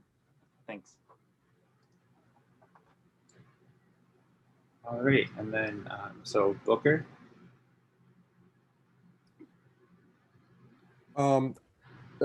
I like the idea of the subcommittees. Now, where am I? 2 or 3 years ago, I first learned about abolishing the police. It was a very uncomfortable set of meetings for me. I found the whole idea quite upsetting, unsettling, and difficult to imagine. I'm now really close to abolishing the police completely, because I've just learned a lot since that early. It sort of had to open up a door for me to hear it. But I've got to say, I work with a certain metaphor. It's not a metaphor, it's actually real. To me, this is like another terrible institution that used to exist, which were the large psychiatric hospitals. I was growing up in Berkeley at that time when the state hospital in Napa closed, which was similar to what happened here when the state hospital in Northampton closed. They were terrible institutions. They were oppressive. They were difficult. They did terrible things to many people. Then they abolished them and released all of those people without any services. And quite frankly, now what the police are doing is dealing with the residua of what that decision was. So I actually overall, it was right to change the mental health system, but there was no support for what those group of people needed. And guess what? Now the police are doing a lot of that work. So I want to move towards something like that, but I don't want to set up a circumstance that we've poorly served people otherwise. Now, the other thing I'm reading at the moment is Adam Gopnik's book about what does it mean to be a liberal. And part of that is you have to embrace radical change at all times and recognize the fact that you're going to make a mistake and it's going to need to change again. That's what I think we're going to end up doing. I feel like this is what Larissa was saying to us a week ago. So I think that's where we are. I think we're all going to evolve on this. Now, there are still a lot of pave the way for abolition screens up in front of me. And I'm going to ask them to feel free to email me with examples that they've found internationally or nationally of things that have been done to decrease police presence that have worked. I've been doing a lot of reading and I haven't found those models yet. So I would like to have those people help me out with giving me information about that. All right, Nick. Can you hear me? Yep. Good. I like Lois's suggestion because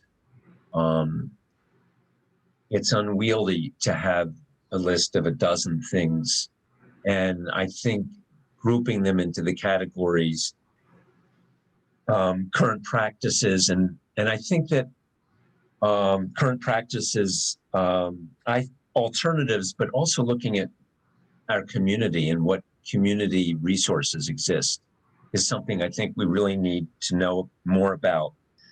And then I think also I'd like to see how we can fit the oversight process in there as well, and any civilian review processes that are in place. But I do want to say that I joined this committee to learn. I don't have a totally preformed idea about where I want things to end up, but I also feel like we need to know what practices exist that are already alternatives that may already be existing for our community, and also what I have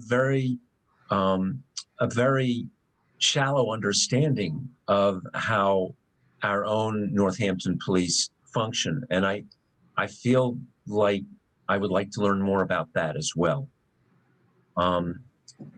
That's all I want to say about that. I just want to echo what Booker said about the closing of the state hospital, because that was a big part of my career in seeing that closed down and seeing something that had to happen, but happened in a way that there weren't supports for the patients when the hospital closed. And it was a very, very difficult period and a very difficult transition. And that's all I have to say. Thank you. All right. Before we move on, I just want to recognize that it is 7:36. So we have 24 or, sorry, no, we have an hour because we're going to 8:30, right? Never mind. I'm sorry. I have lost track of all time and meeting. All right. So ignore that. We'll go to Lois. And I do want to point out, we still don't have a motion for a committee yet. So anybody would like to make that motion at any point in time? It seems like there's consensus there.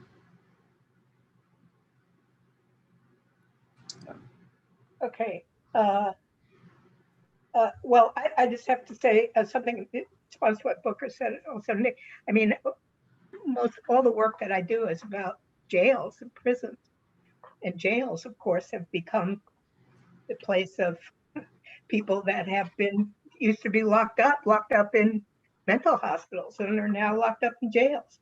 And so, I mean, that is, that's the end result of closing down mental institutions or whatever the politically correct, I don't know if there was a politically correct word for them, and having people come out into the streets with absolutely no supports.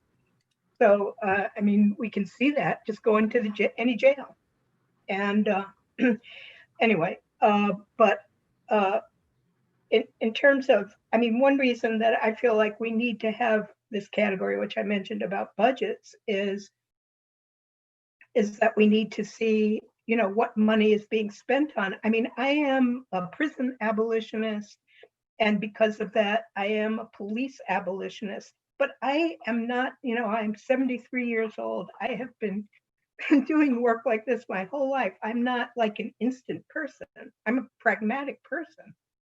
And I believe that part of what we need to do, and which is why I think we need to look at these categories through these different lenses, but to look thoroughly at these categories, is not to say, I'm saying that we need to abolish the police, on December 31st, 2020, or whatever date we want to, whenever this commission is supposed to run out, but to actually have a plan for doing that. And in order to do that, it means taking money, and that's police money, and finding other money, and and supporting and figuring out what the supports are that we need to do to create a community where we don't have people like on the street, where there are services for people with, substance use issues, and not just say, yes, bang, that's not what I'm saying.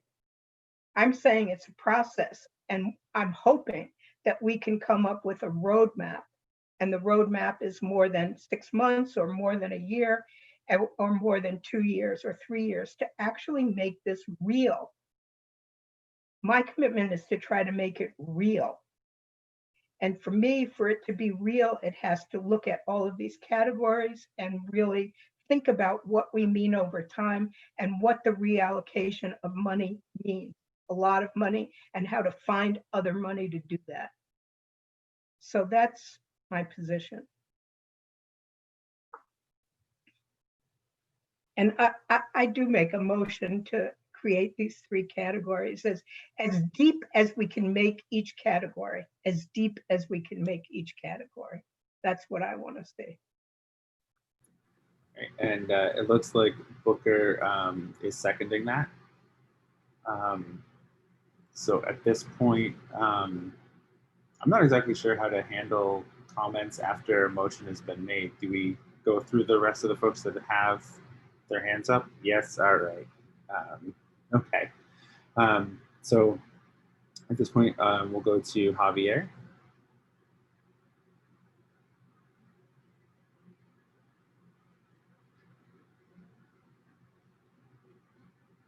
Did you get that pop up? There you go. There you go.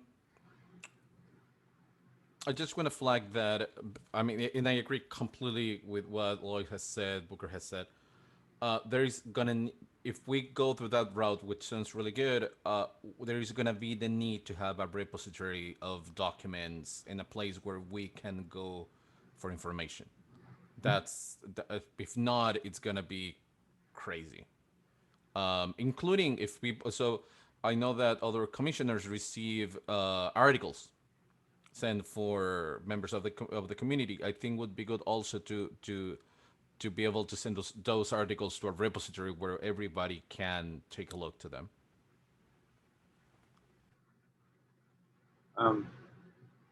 Yeah, I'll put myself at the end to respond to that. Okay, so Javier, or sorry, not Javier, Elizabeth. Sorry. Hi.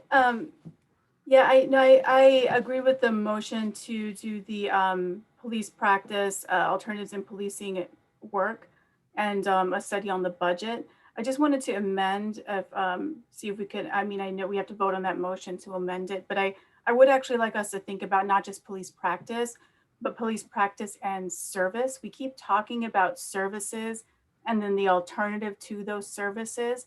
And I want those to actually be very rooted in the data about what Northampton needs and the services that Northampton needs. Because not in general, not in, what Boston needs or whatever, but what specifically are the services that Northampton police are providing?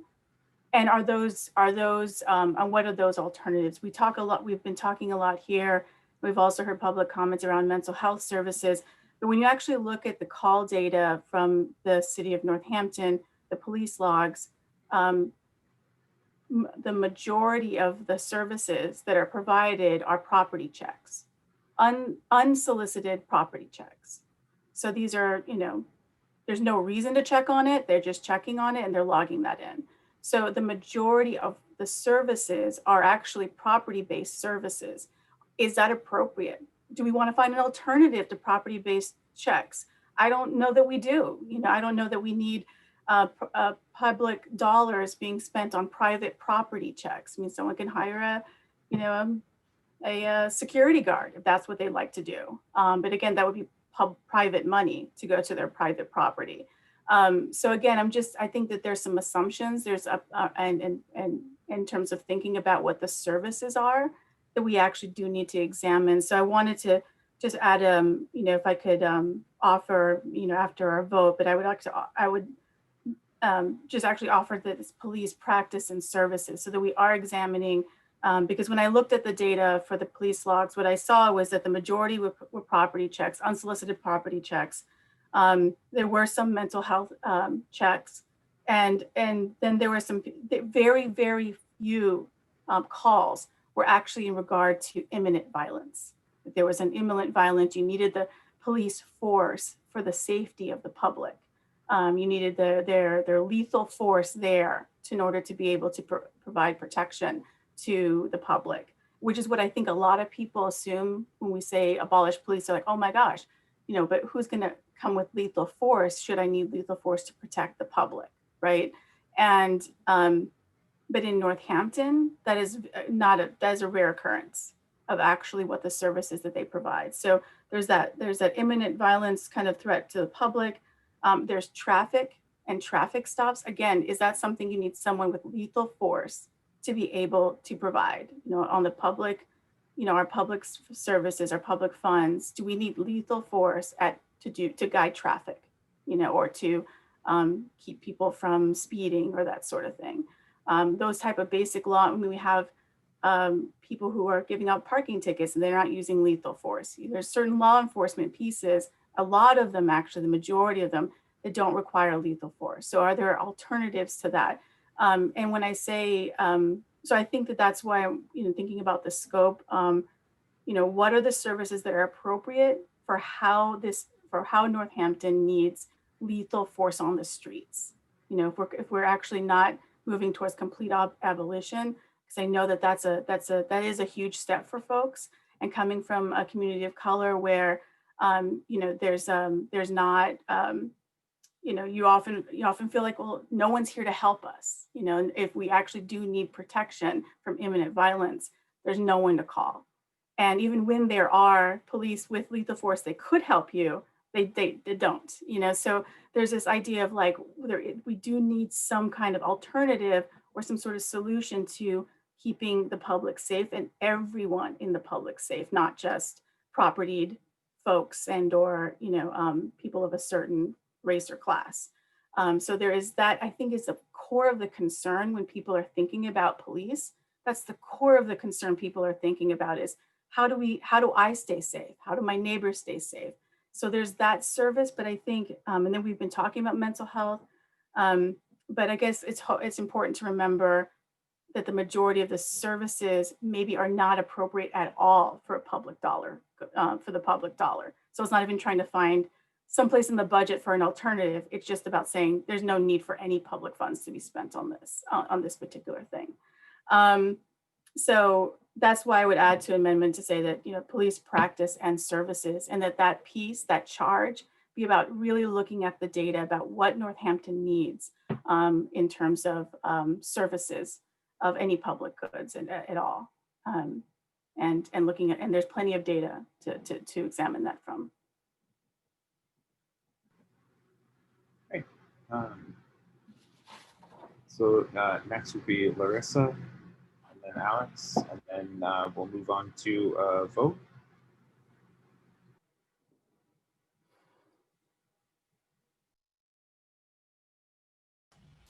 Okay, I was trying to unmute it, couldn't click it in.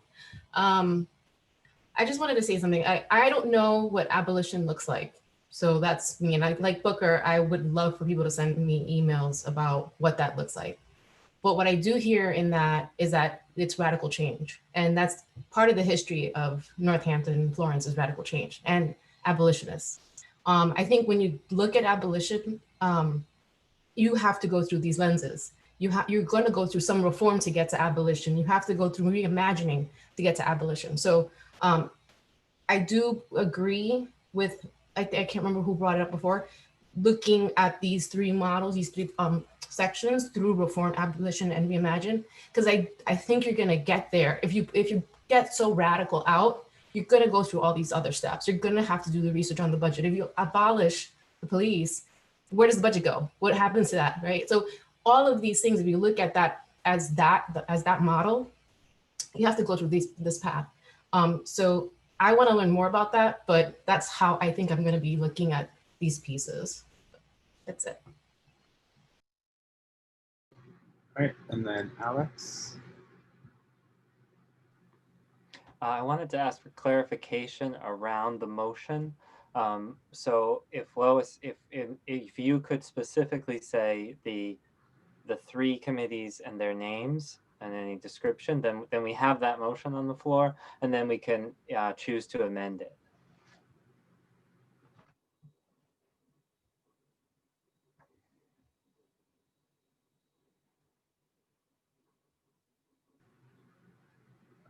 There you go. Okay. If one, so policing practices and services, I agree with Elizabeth. So that would be, all of these different things under it. I mean, use of force, training, stops, de-escalation, all qualified, all of that, to me comes under the things that are in the original charge, like, cameras or not cameras, that kind of thing. All of those things to me fit under that category. And then the other one is alternatives to policing. And examples of what's happening around the country, because there are examples already happening not in quote cities the size of Northampton, in actual cities, like cities that have populations, not 30,000 people. So it's different. Our experience is different. So, but anyway, but also then trying to figure out this other thing, what the alternatives would be for Northampton, not for Minneapolis. And then the third one is everything having to do with money and budgets. The police department budget, salaries, all of that, overtime, police details, the cost of those, all contracts, not just union contracts, but any kind of other contracts. Like, I don't even know whether these exist, but contracts with other police departments, federal contracts, any kind of contracts for equipment. All of those kinds of things. And then maybe this is sort of the overlap with policing practices, but I had the percentage of time responding to different kinds of calls or different kinds of requests. And that's what Elizabeth was talking about in what she was saying. I saw one thing where how much time was spent like putting car seats and like baby car seats in people's cars, which to me is not a policing function. I mean, it's nice, but it's not a policing function. And anyway, so all of the things that, so that maybe is a service thing, but everything else that has to do with budgets and money, those are the three big categories. And I think, you know, they can be added to, as my guess is once the committee forms, there's going to be pieces that people want to see that aren't in this, you know, like rough outline that I'm giving you now. That's my proposal or motion. Okay. And Alex? Great, thank you for that clarification. I would move to amend to add the issue of the alternatives that if funded would reduce the need for policing. And it seems like that would fit in with alternatives to policing.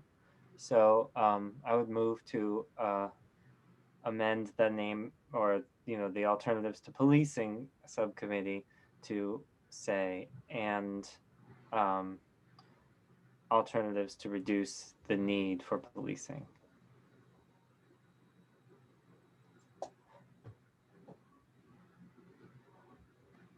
Okay. That would need a second. I don't see anyone with their hand raised, so I will second. Oh, Nandy seconding. So there we go. So are we prepared to take a vote at this point? Oh, Lois, sorry, let me unmute you here. I do want to just add back that this idea of having this prism, this threefold prism in our thinking, and I don't want that to get lost. I mean, we've all said it, but you know, the abolition, reform, reimagining. And I think that's the framework, that's the umbrella for each, what I'm suggesting, a way of thinking for each of these committees. Not that we have to come out with three separate proposals, like this is the reform one, this is the, you know, reimagining one, this is the abolition one, but to think to that, use that as our way, our context, our prism for thinking. Not that we'll need, you know, 30 different proposals.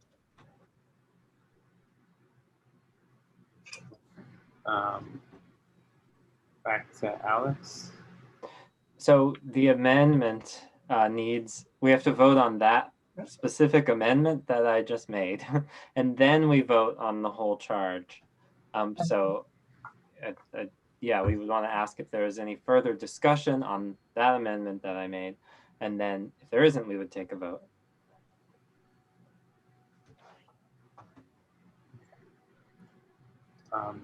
The only thing, I guess I'll raise my own hand. The only thing that I also I want to point out, and I'm not sure if there's language, I don't have anything in my notes that limits it, but just that all of these things that the subcommittee will explore, if we're dividing up that charge, that again, as we've said a whole bunch of times, we're not limited to those things either. So as committees make discovery, or subcommittees make discoveries, they could expand the scope of what they were looking at. And I don't know if we need to make it explicit or if it's implicitly understood in the wording of the charge from the city as well.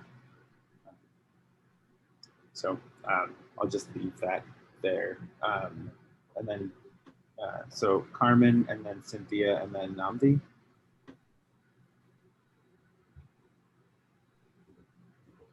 I just want to clarify, I know there's been a little bit of two discussions going on, but are we using the language of abolish, reform, and or reimagining?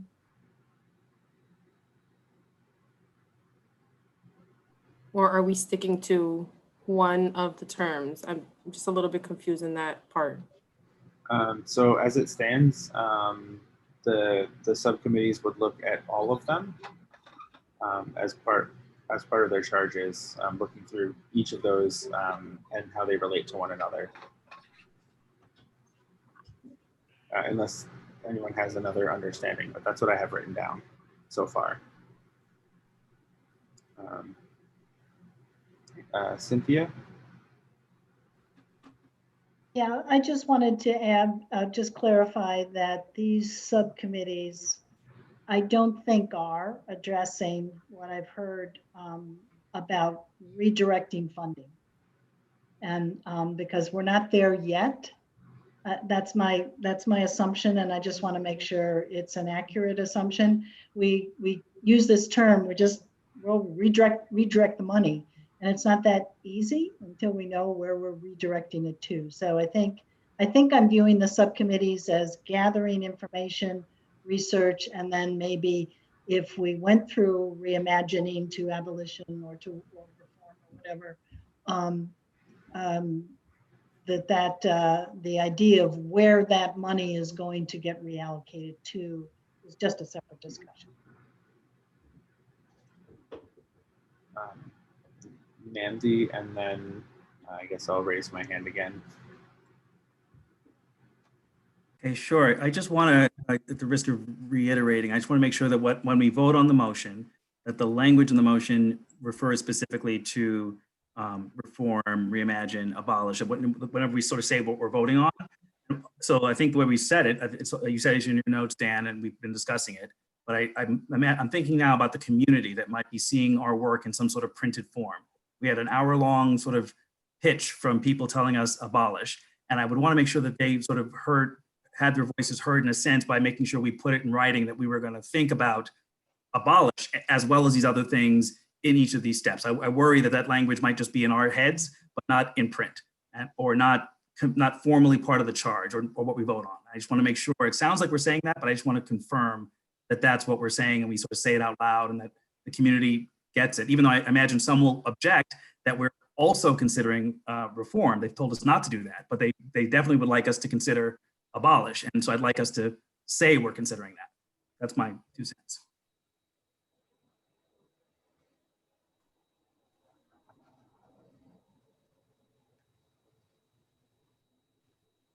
Sorry, I was muted for myself. I guess for myself, I think that's fine. I think it's really good to have everything explicit as possible. In that sense, I do sort of, and this I guess gets back to the purpose of the subcommittees. I see the subcommittees as gathering information, but also presenting that back to the commission, like during general meetings, or sharing it as public documents.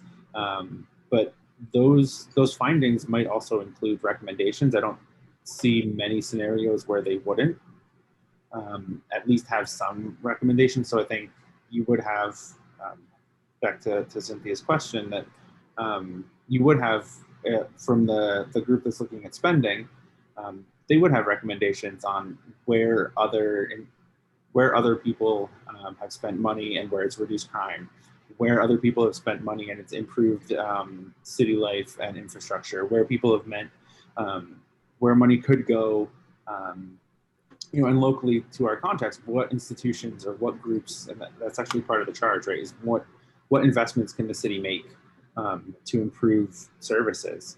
And so I would say that the subcommittees will likely have recommendations on how to spend reallocated funds, because we could talk about the future reallocation of funds, but there is already, almost $1 million, say, $750,000 that hasn't been allocated for anything yet. Yeah. It was cut with the intention to do that. So we could have, I think very reasonably, we could have recommendations on where that money should go soon, or sooner than later. So I guess the current amendment, again, as it stands, is to, after discussion, that we would have the 3 subcommittees related to policing practices and services, spending, and alternatives to police. Each of those would take on the corresponding tasks that are in the charge as written by the city, but would also include the option to expand. All of them will look at these specific issues in contexts of reform, abolition and reimagining, towards the goal of producing an actionable report with concrete recommendations. Does that make sense? Is that what everyone's on board with? So that we've got a summary of what we're voting for? Yes, yes, yes. Sorry, Josie? I'm good, actually. It's fine. Okay. So we're looking at what we're voting to amend the initial motion. Oh, sorry, Alex. All right. Just you there. Yeah, could you read those?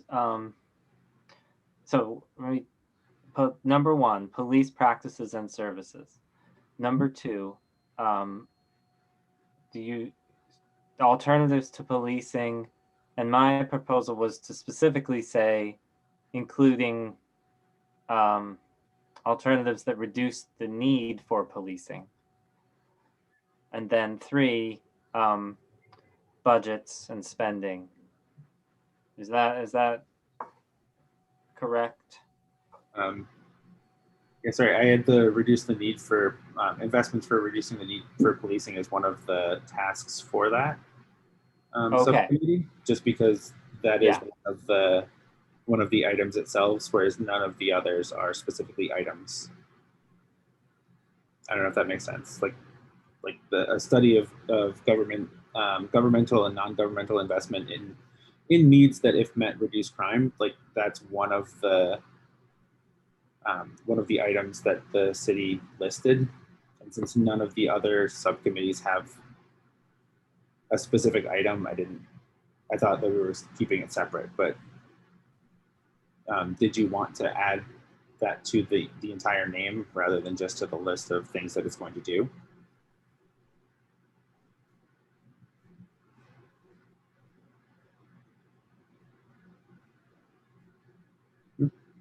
Alex?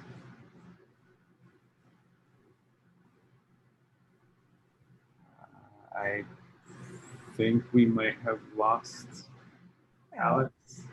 Yeah. Okay. We'll wait for him to come back. Lois? I just wanted to say about the budget piece, not just spending, but I mean, maybe it's implied, but I also want to see as part of that contract, agreements and contracts. Yeah. Okay, so I think Alex is back in. So we'll changing spending to spending and contracts.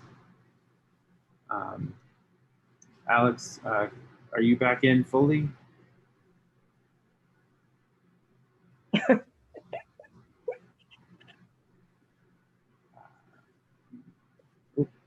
There's a second Alex here. All right.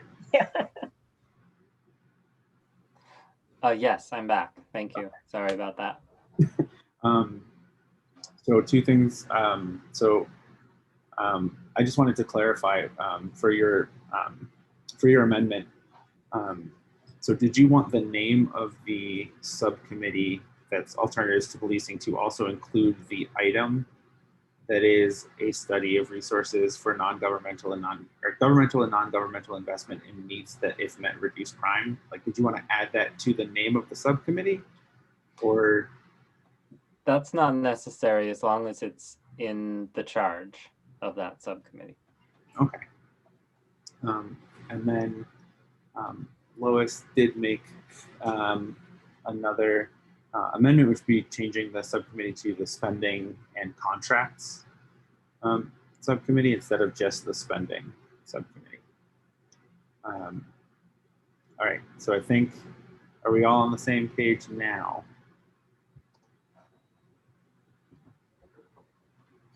Okay, so step 1, oh, no, all right. Sorry, we have a hand up. Michael? Yeah, on that on the third subcommittee, I want to make sure I understand the name correctly.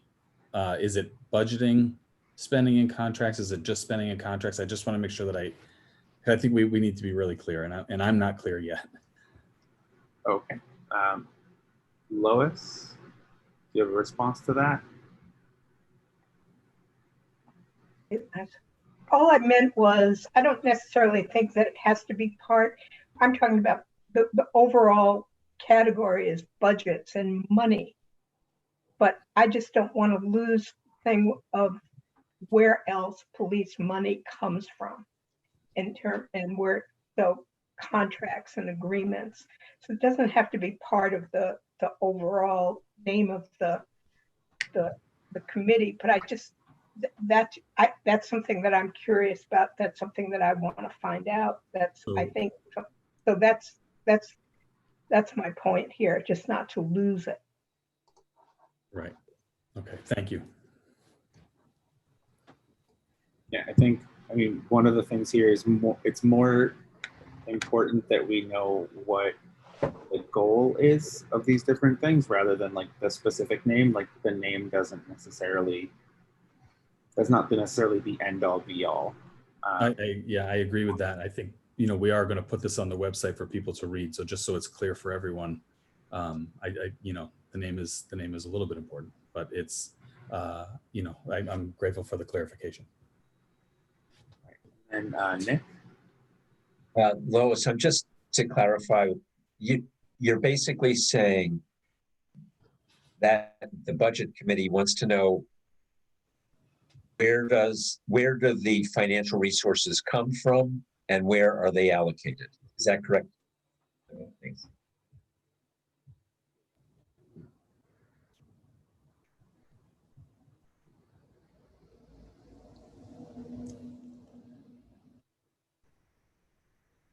Lois, you should be able to unmute. Yes. All right then. Okay, so the first that we need to do is the motion to accept all of the amendments that have been made to the original motion, and then to accept the motion. So accepting the amendments that have made, Annie will do the roll call. Okay, so Lois.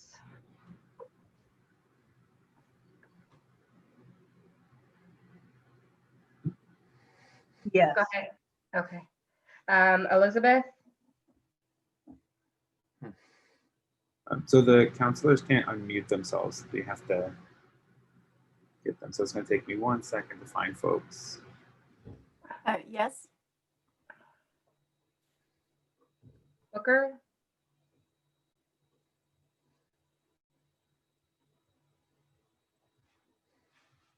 Yes. Dan. Yes. Nick. Yes. David.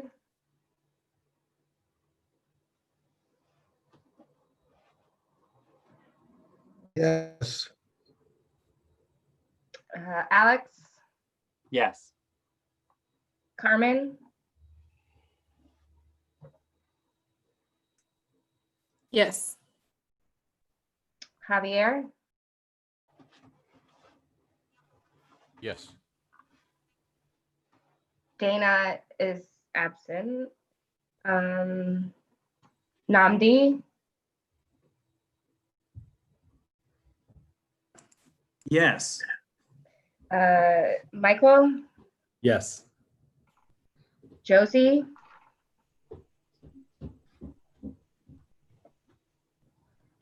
Yes. Cynthia.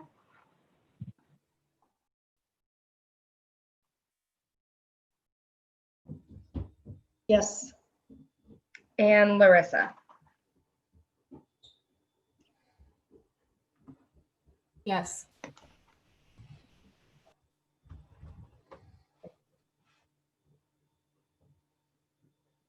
Right. So that passes. Great. So we have all of the amendments to the motion. Now we need to vote on the motion itself to accept this as our charge and our essentially our work plan here with the formation of these subcommittees. So Annie, can you take roll call again? Yep. Lois. Yes. Elizabeth, Yes.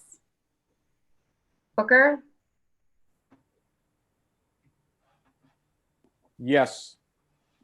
Dan, Yes. Nick, Yes. David. You are unmuted. Alex, Yes. Carmen,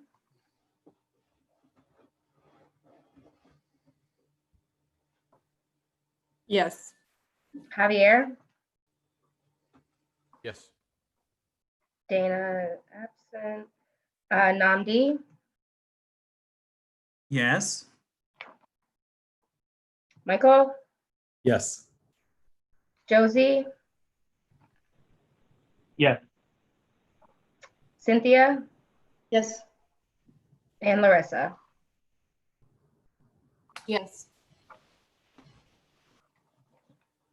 All right, so that passes. So we have our formation of these three subcommittees, which is the agenda item that our last official agenda item.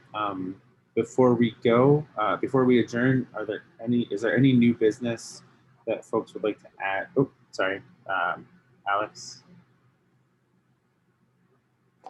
Okay, Nick, what, who's going to serve on them?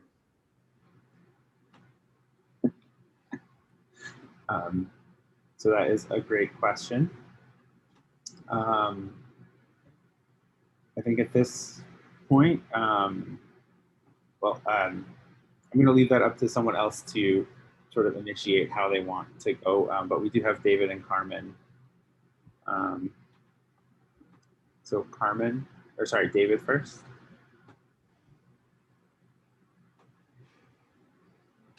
I would move that prior to our next meeting, everyone submit to the chairs their committee of choice.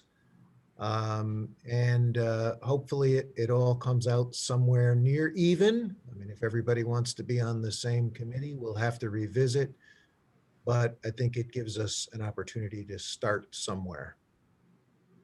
Second. All right.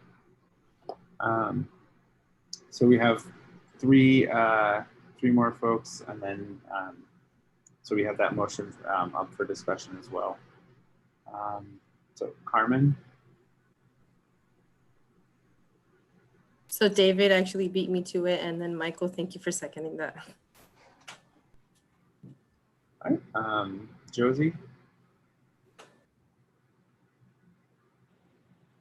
Yeah, my only recommendation is that we submit our preferences in like a ranked choice. So which one you'd want first, second, third. But that's it. Okay. So now we have ranked choice for committees, and then Lois. That's what I was going to suggest. Okay. So we have all of these. So we have a motion and we have an amendment. So I guess we will go through the process of voting on the amendments to that proposal. Alex, did you? Just to speed up the process, if David accepts those, I think, as a friendly amendment, or perhaps just withdraws and resubmits, then we don't have to vote twice. Awesome. All right. So we'll accept that as a friendly amendment then. All right, and then Annie, can you go through the list again? Are those hands? Sorry, are those hands? I think they were just left over. I didn't lower them yet. Okay.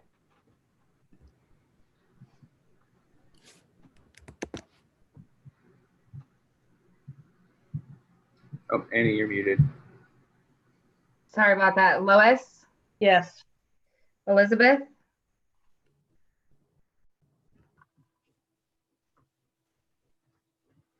Yes. Booker, Yes. Dan, Yes. Nick,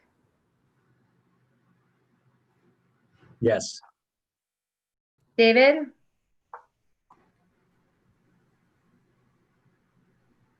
Yes.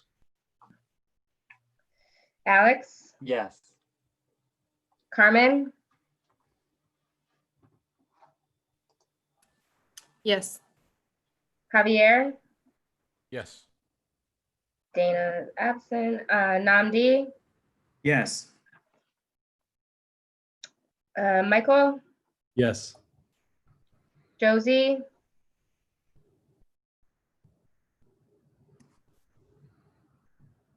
Yes.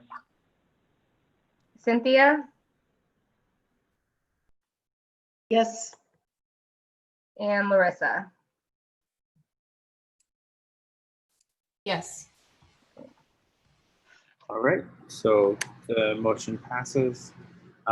So we'll get that information out. And we'll collect the responses going to both Dana and myself with a ranked choice of which committee you would like to serve on. Alex? If I just wanted to speak to the repository idea, if this is an okay time to do that, or is there? Yeah. So I believe we could send anything we want to be discussed at the next meeting to Annie, and Annie could put those documents in a repository that we could access, but we could not comment on any of it because that would be an open meeting law violation. So it should be a repository that Annie just gives us view access to. That's my understanding of how we could do that. Does that sound correct, Annie?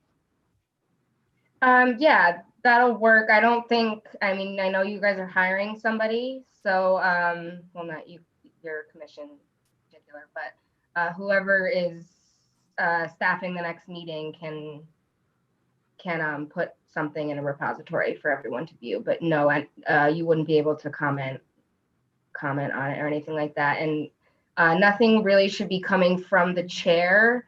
Any emails that are sent to the chair for distribution to the group should come through the staff person. And as a follow-up, Alex, I did already, Dana and I met with the mayor and Gina Louise Jara as talking about like where we could create, how we could create repositories for sharing files, links and other information in an appropriate way. So that's, we're working on like a city-owned Google Drive that would be open to the public and to ourselves so that we could create repositories of information as well, which is something that I think Javier and a couple other people brought up as well in terms of how do we share information while adhering to open meeting law. So as soon as we have more on that, I would, it'll be an agenda item that I can bring up so that we all know how to access it and use it properly. Nick and then Booker. Do we send our committee choices to Annie or to you, Dan?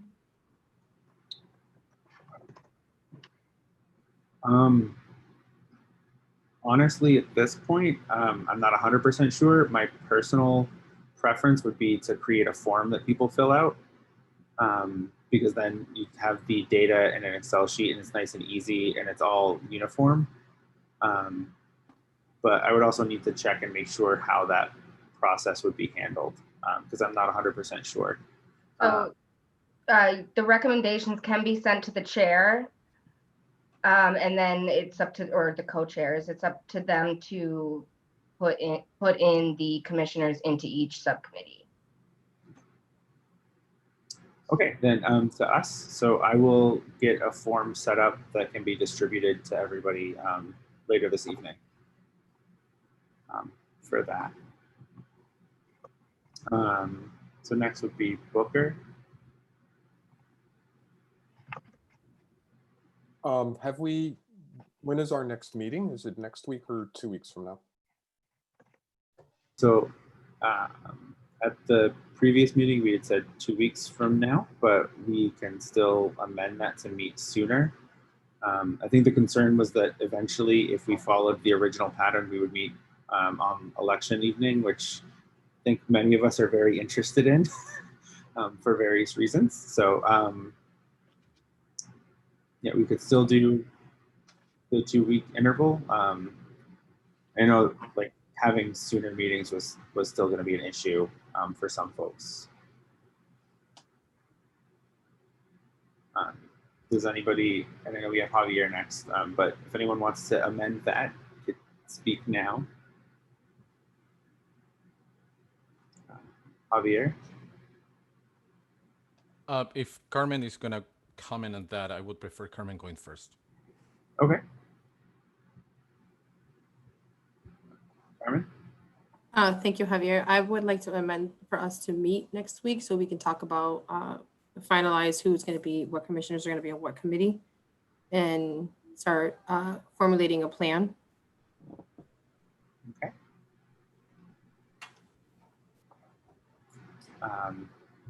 So,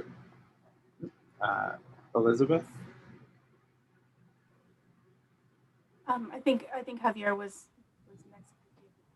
Or sorry, are there any other? So Javier had ceded his time to talk about meeting next. Is that something that you wanted to do as well?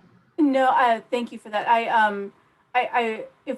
My request is that if we meet next week, that I'm wondering about the information we can get maybe as part of that public repository around the Northampton policing data. If that's something that we can review as we talk about, what the next steps are on the committees but if that's something we do, because it takes some time to get some of that information. So I'm wondering if that something that we can request now, what's the process to do that? And because I know there's already some data sets that we could ask for that it just takes some time, and I'd want them for everyone to have the ability to read them and be able to sit with them a little bit before our next call.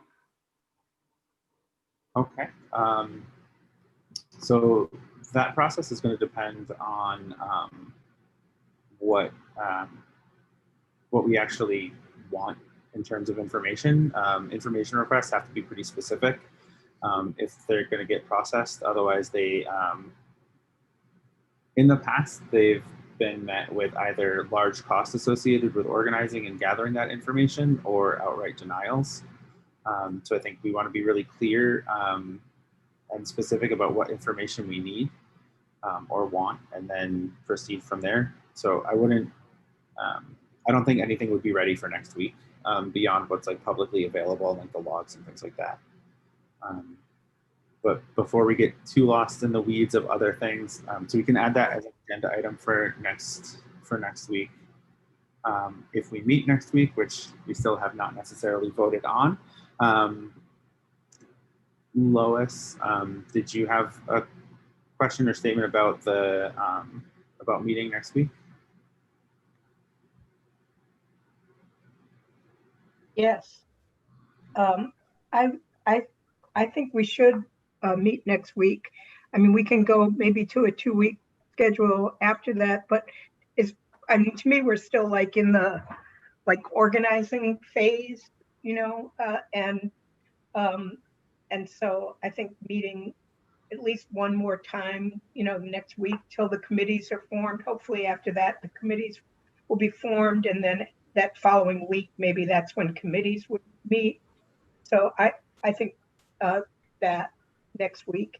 And I just wanted to make sure that those original points that I asked about the translation, the Google translation, and somebody else mentioned ASL, and also just not to lose it if at some point we might want to have just as a budget line item in independent counsel. All right, so we can add those to the next agenda item, or sorry, the agenda item for the next meeting. Nick and then Namdi.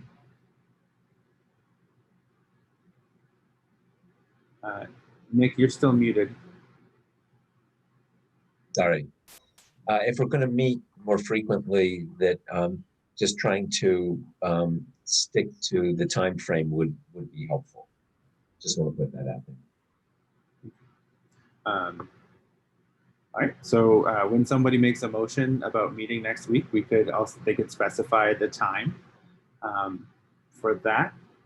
Namdi? Yeah, thanks. Also, just wanted to correct my name. I pronounced my name Namdi, so it's just a slight difference in the A. No, it's okay, it's fine. And then second, I do think it's might be kind of an urgent priority for us to move towards soliciting data, sort of information of the kind that Elizabeth raised and Cynthia raised earlier.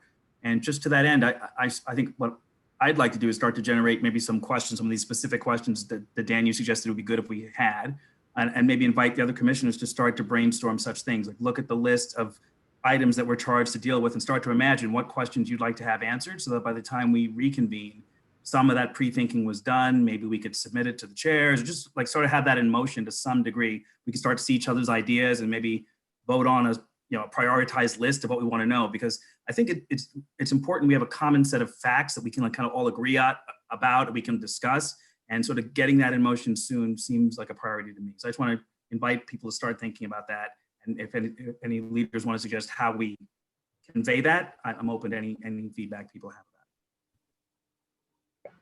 about it. Javier, I know we skipped around a little bit. I don't know if you want to offer comment, or if you were thinking anything about meeting next week, or if you still wanted to cede your time. Just want to check in.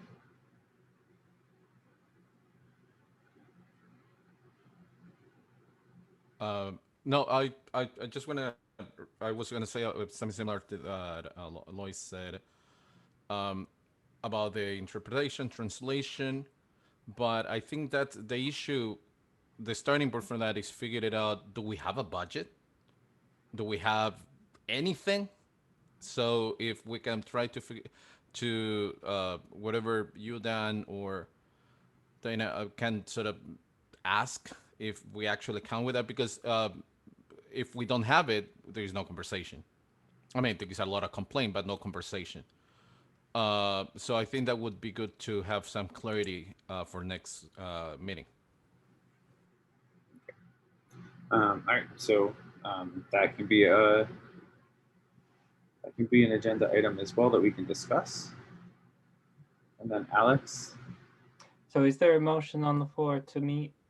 No, okay, so I make a motion that we meet next Tuesday, October 6th from 6 to 8:30 p.m. with public comment. Okay, so a meeting from 6 to 8:30. Okay. Booker seconded that. Just a clarifying question for this motion: is public comment first, or? Yes. Okay. And Booker seconded that. Annie, can we do a roll call? You would want to ask for discussion if there's any discussion. Oh, sorry. Is there any discussion beyond what we've already? So Josie? Yeah, it's more of just a clarifying question of how we are splitting the time. Is it 1 hour of public comment? Because I remember last week, or last time we met, we talked about how 30 minutes is kind of like a weird, small amount of time for public comment. That's it. Just a clarifying on the way that the time is split. I would suggest 1 hour and then an hour, and then the rest of it goes to, kind of like what we did today. Yeah, I agree with that in the motion. Okay, so 6:30 to 8:30 with a full hour of public comment. Nick? It was the same thing that Josie said. Okay, and Lois?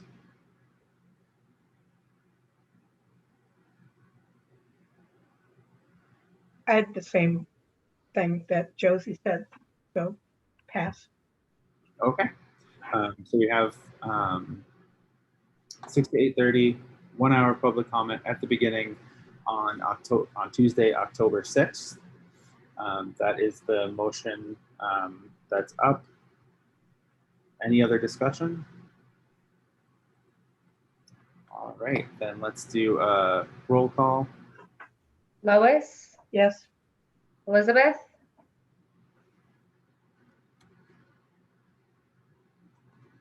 Yes. Booker, Yes. Dan, Yes. Nick,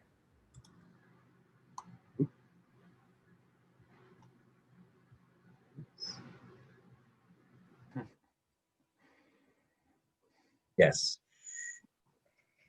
David, Yes. Alex, Yes. Carmen,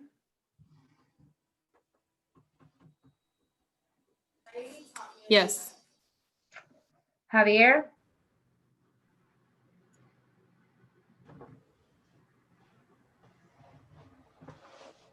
Yes. Dana's absent. Namdi, did I get it? Yes, you did. Well done. And yes, you have my vote. Great. Michael, Yes. Josie, Yes. Cynthia, Yes. and Larissa. Yes. All right, so we have a pass. So we will be meeting from 6 to 8:30 on Tuesday, October 6th, with an hour of public comment at the beginning. And for agenda items, we have police data requests, the accessibility, both digital and language of our meetings, including translations, transcriptions, and captions. And then we have a discussion of what is the budget for this commission as well.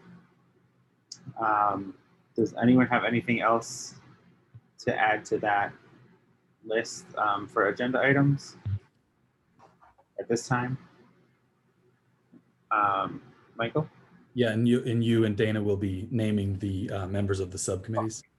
Yes, sorry, that is a major one. All right, and Lois? Nope, okay. All right, so at this point, Alex? I would just move to adjourn if that's what you're going to say. That could. That's exactly where I was going. I'm going to second that as well. Can we do another call? Lois,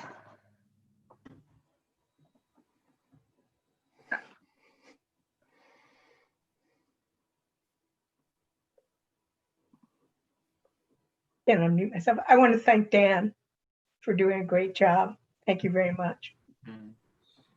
And yes, I move to adjourn. But great. And who seconded? I did. I did is, That's Michael. okay, thank you. Elizabeth, Yes. Booker,